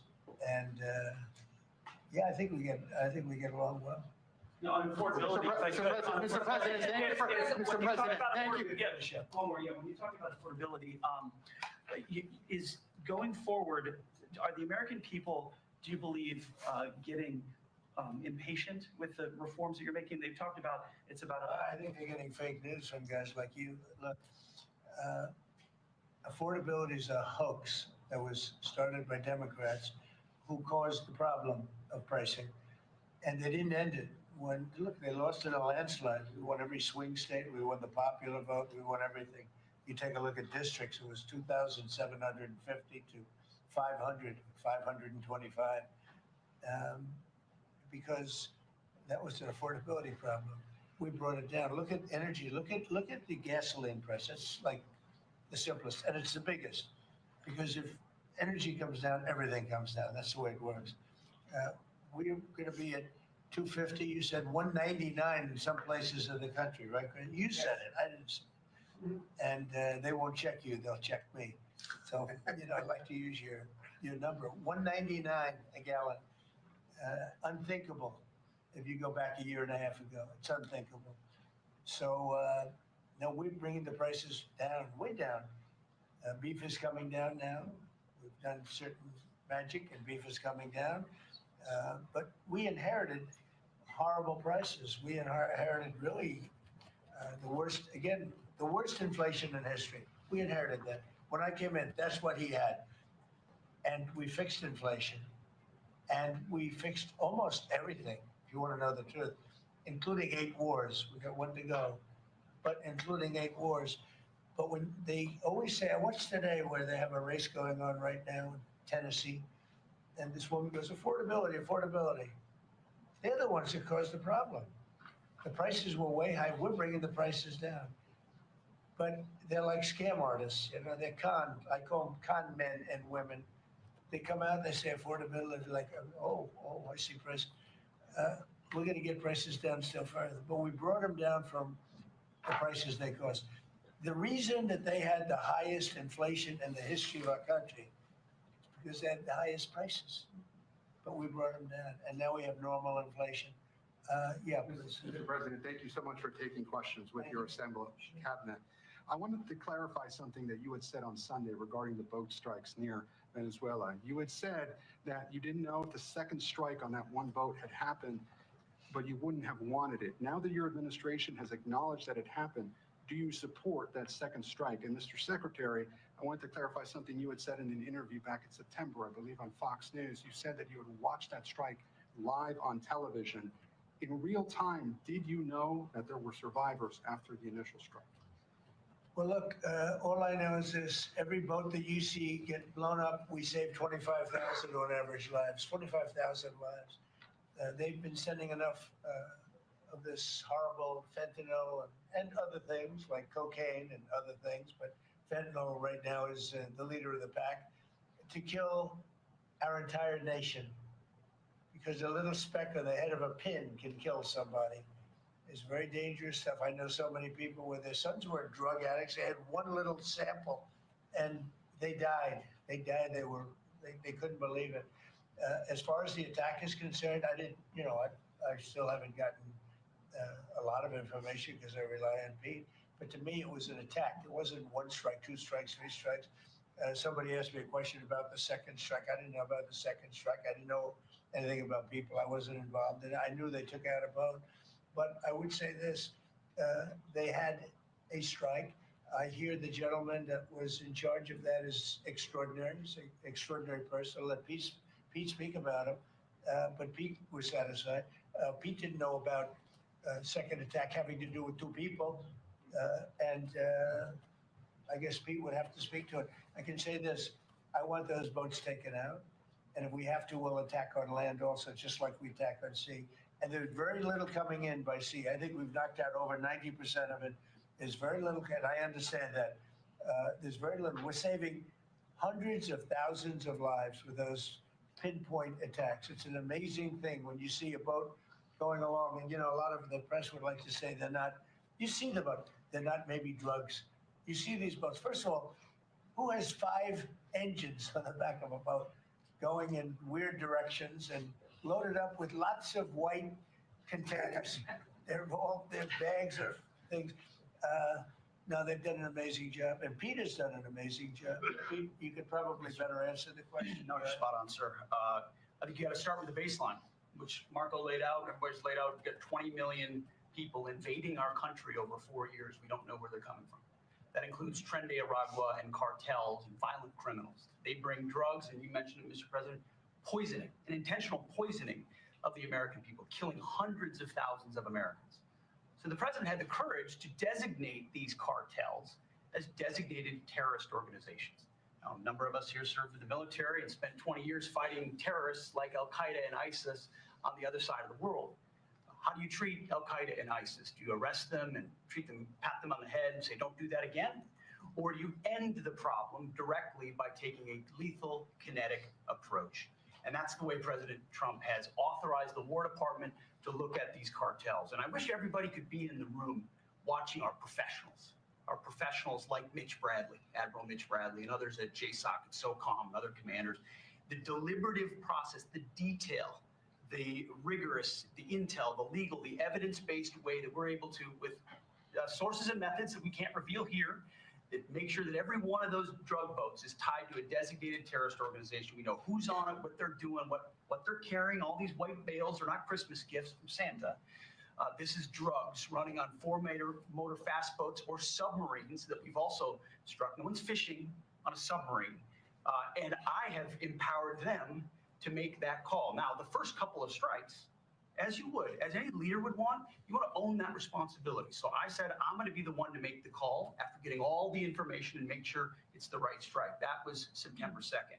There's a lot of intelligence that goes into that, building that case and understanding that, a lot of people providing information. I watched that first strike live. As you can imagine, at the Department of War, we got a lot of things to do. So I didn't stick around for the hour and 2 hours, whatever, where all the sensitive site exploitation digitally occurs. So I moved on to my next meeting. A couple of hours later, I learned that that commander had made which he had the complete authority to do. And by the way, Admiral Bradley made the correct decision to ultimately sink the boat and eliminate the threat. He sunk the boat, and eliminated the threat. And it was the right call. We have his back. And the American people are safer because narco-terrorists know you can't bring drugs through the water and eventually on land if necessary to the American people. We will eliminate that threat, and we're proud to do it. So you didn't see any survivors, to be clear, after that first strike?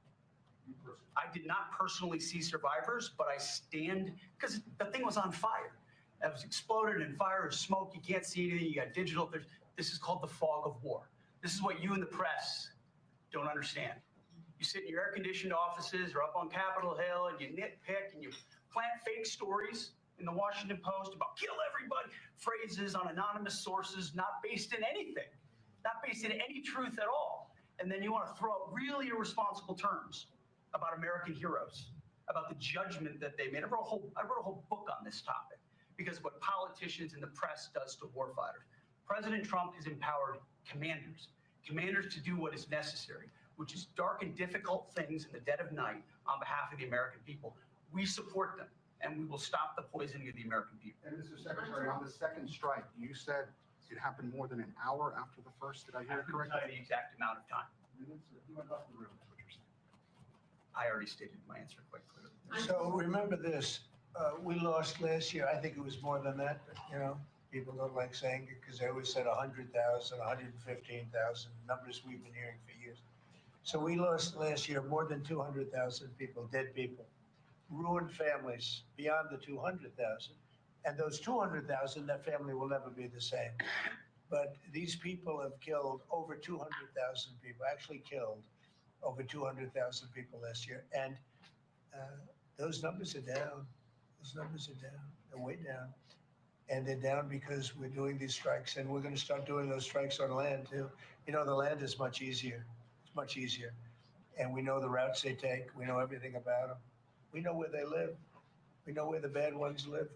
And we're going to start that very soon too. Mr. President, thank you so much, Mr. President. You know what, when we start that, we're going to drive those numbers down so low.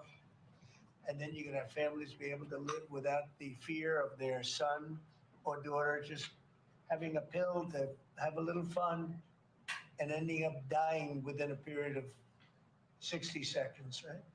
No, we're not going to let that happen. We're not going to let it continue to happen. What Biden did to this country by allowing all these people, and I call them animals in many cases, I think they're animals, to come into our country and destroy our country and let all those drugs pour in.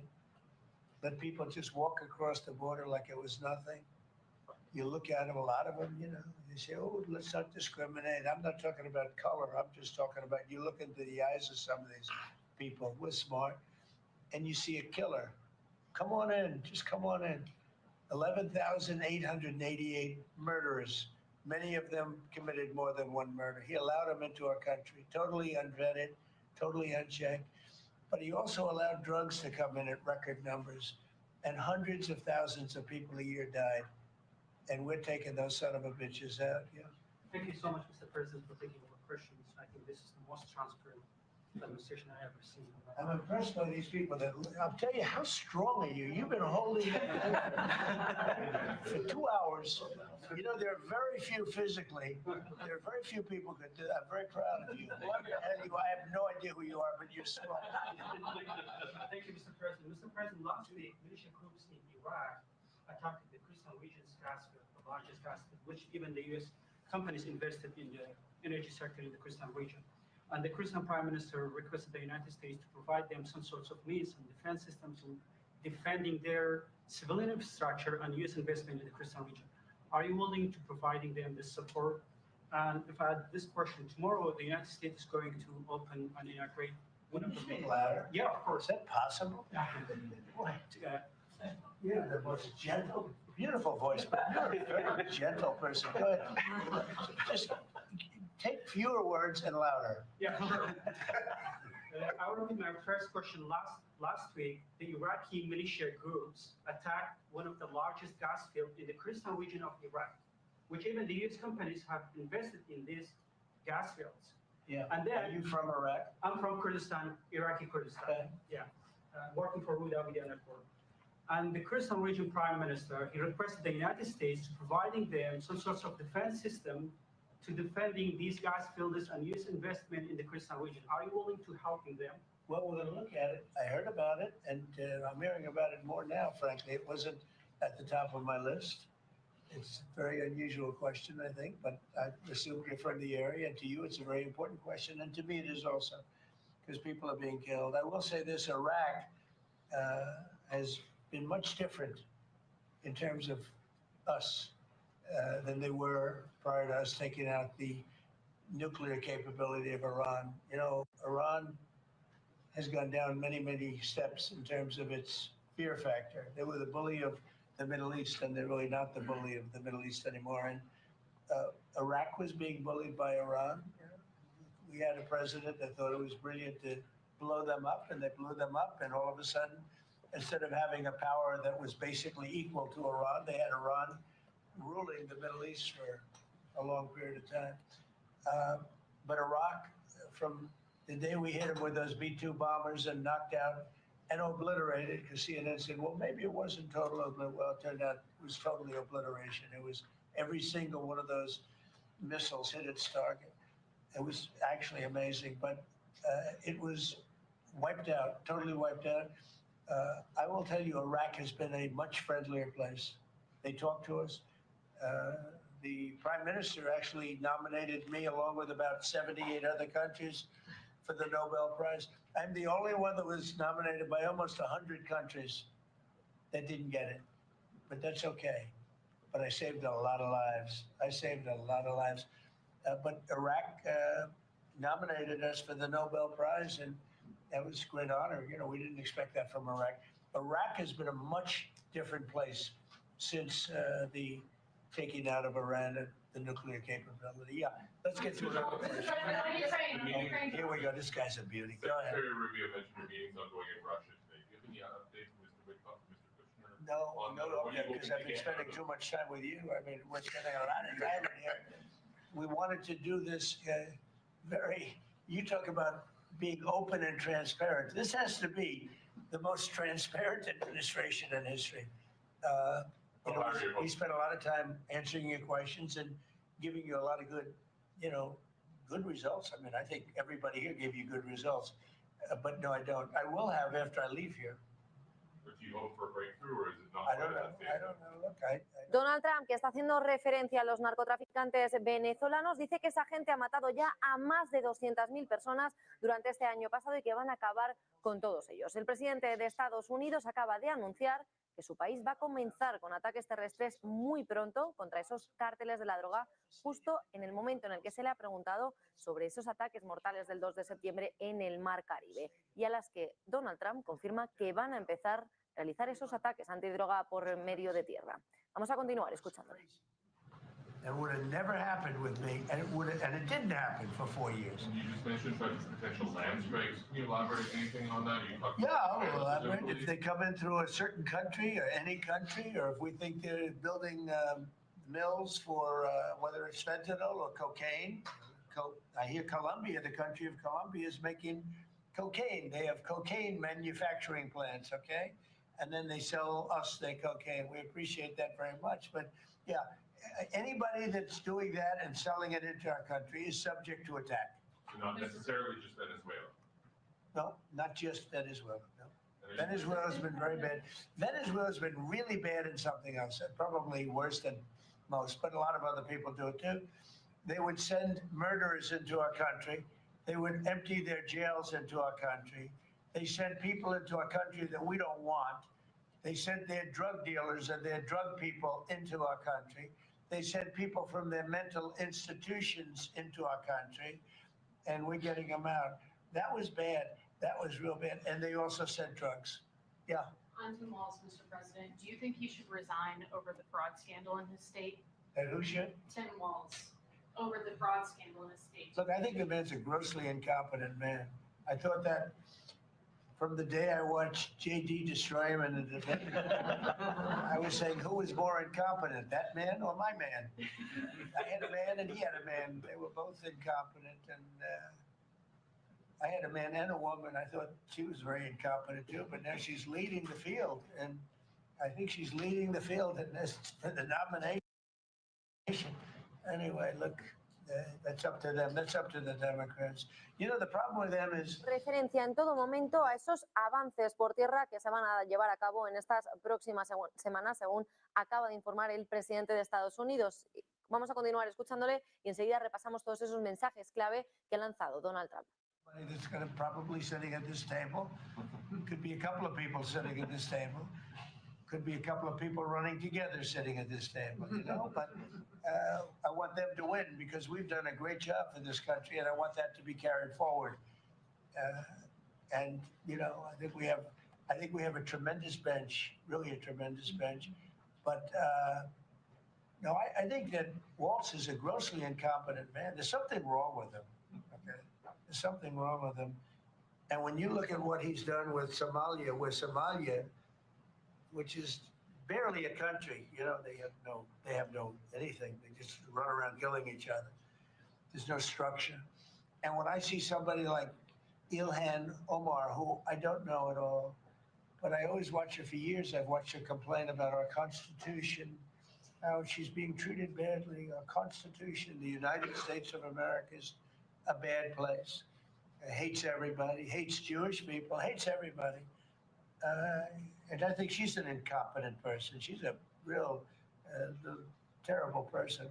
But when I watch what is happening in Minnesota, the land of 1,000 lakes or however many lakes they have, they got a lot of lakes, but this beautiful place, and I see these people ripping it off, and now I'm understanding, and you're going to look into that, Scott, I hear they ripped off Somalians, ripped off that state for billions of dollars, billions, every year, billions of dollars. and they contribute nothing. The welfare is like 88%. They contribute nothing.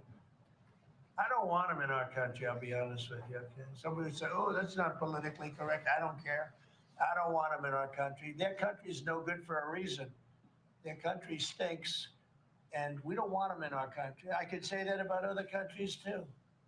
I can say it about other countries too. We don't want them to hell. We have to rebuild our country.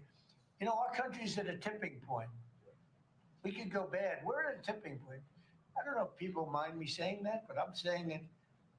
We could go one way or the other, and we're going to go the wrong way if we keep taking in garbage into our country. Ilhan Omar is garbage. She's garbage. Her friends are garbage. These aren't people that work. These aren't people that say, let's go, come on, let's make this place great. These are people that do nothing but complain. They complain. And from where they came from, they got nothing. You know, they came from paradise, and they said... Pues las palabras de Donald Trump lo dice todo sobre los refugiados somalíes. Dice que están ahora mismo en medio de todo este escándalo frente al fraude de Minnesota. Dice que cuando viene el invierno y se quejan, no hacen más que quejarse y que lo hacen lo que es justamente lo que no quieren para su país, que regresen de donde vinieron y que lo arreglen ellos mismos. Donald Trump, quien también está lanzando un mensaje directo a Nicolás Maduro. Enseguida vamos a repasar sus palabras, volvemos a Washington. Come this way. Come this way. Thank you, press. Thanks, guys. Thank you. Thank you, press. Thank you. Pues nosotros que vamos a mirar a esos mensajes de Donald Trump, atención porque parece incrementar la tensión con Venezuela. Lo contamos todo en este cierre de Wall Street. Arrancamos.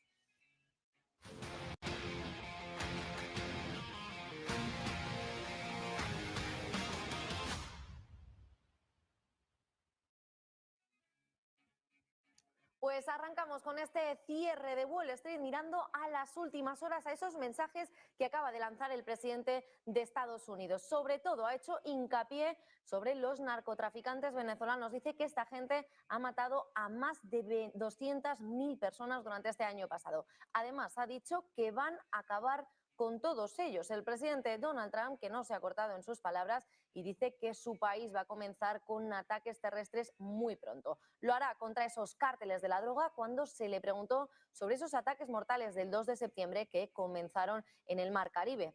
En palabras de Donald Trump, dice que pronto van a comenzar y a realizar esos ataques antidrogas en tierra.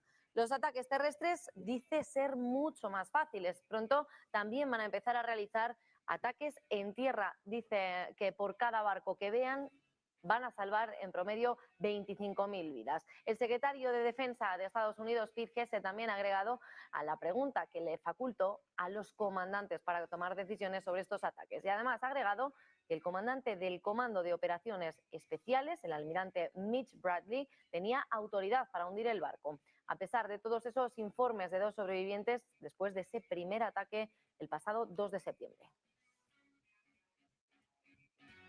Donald Trump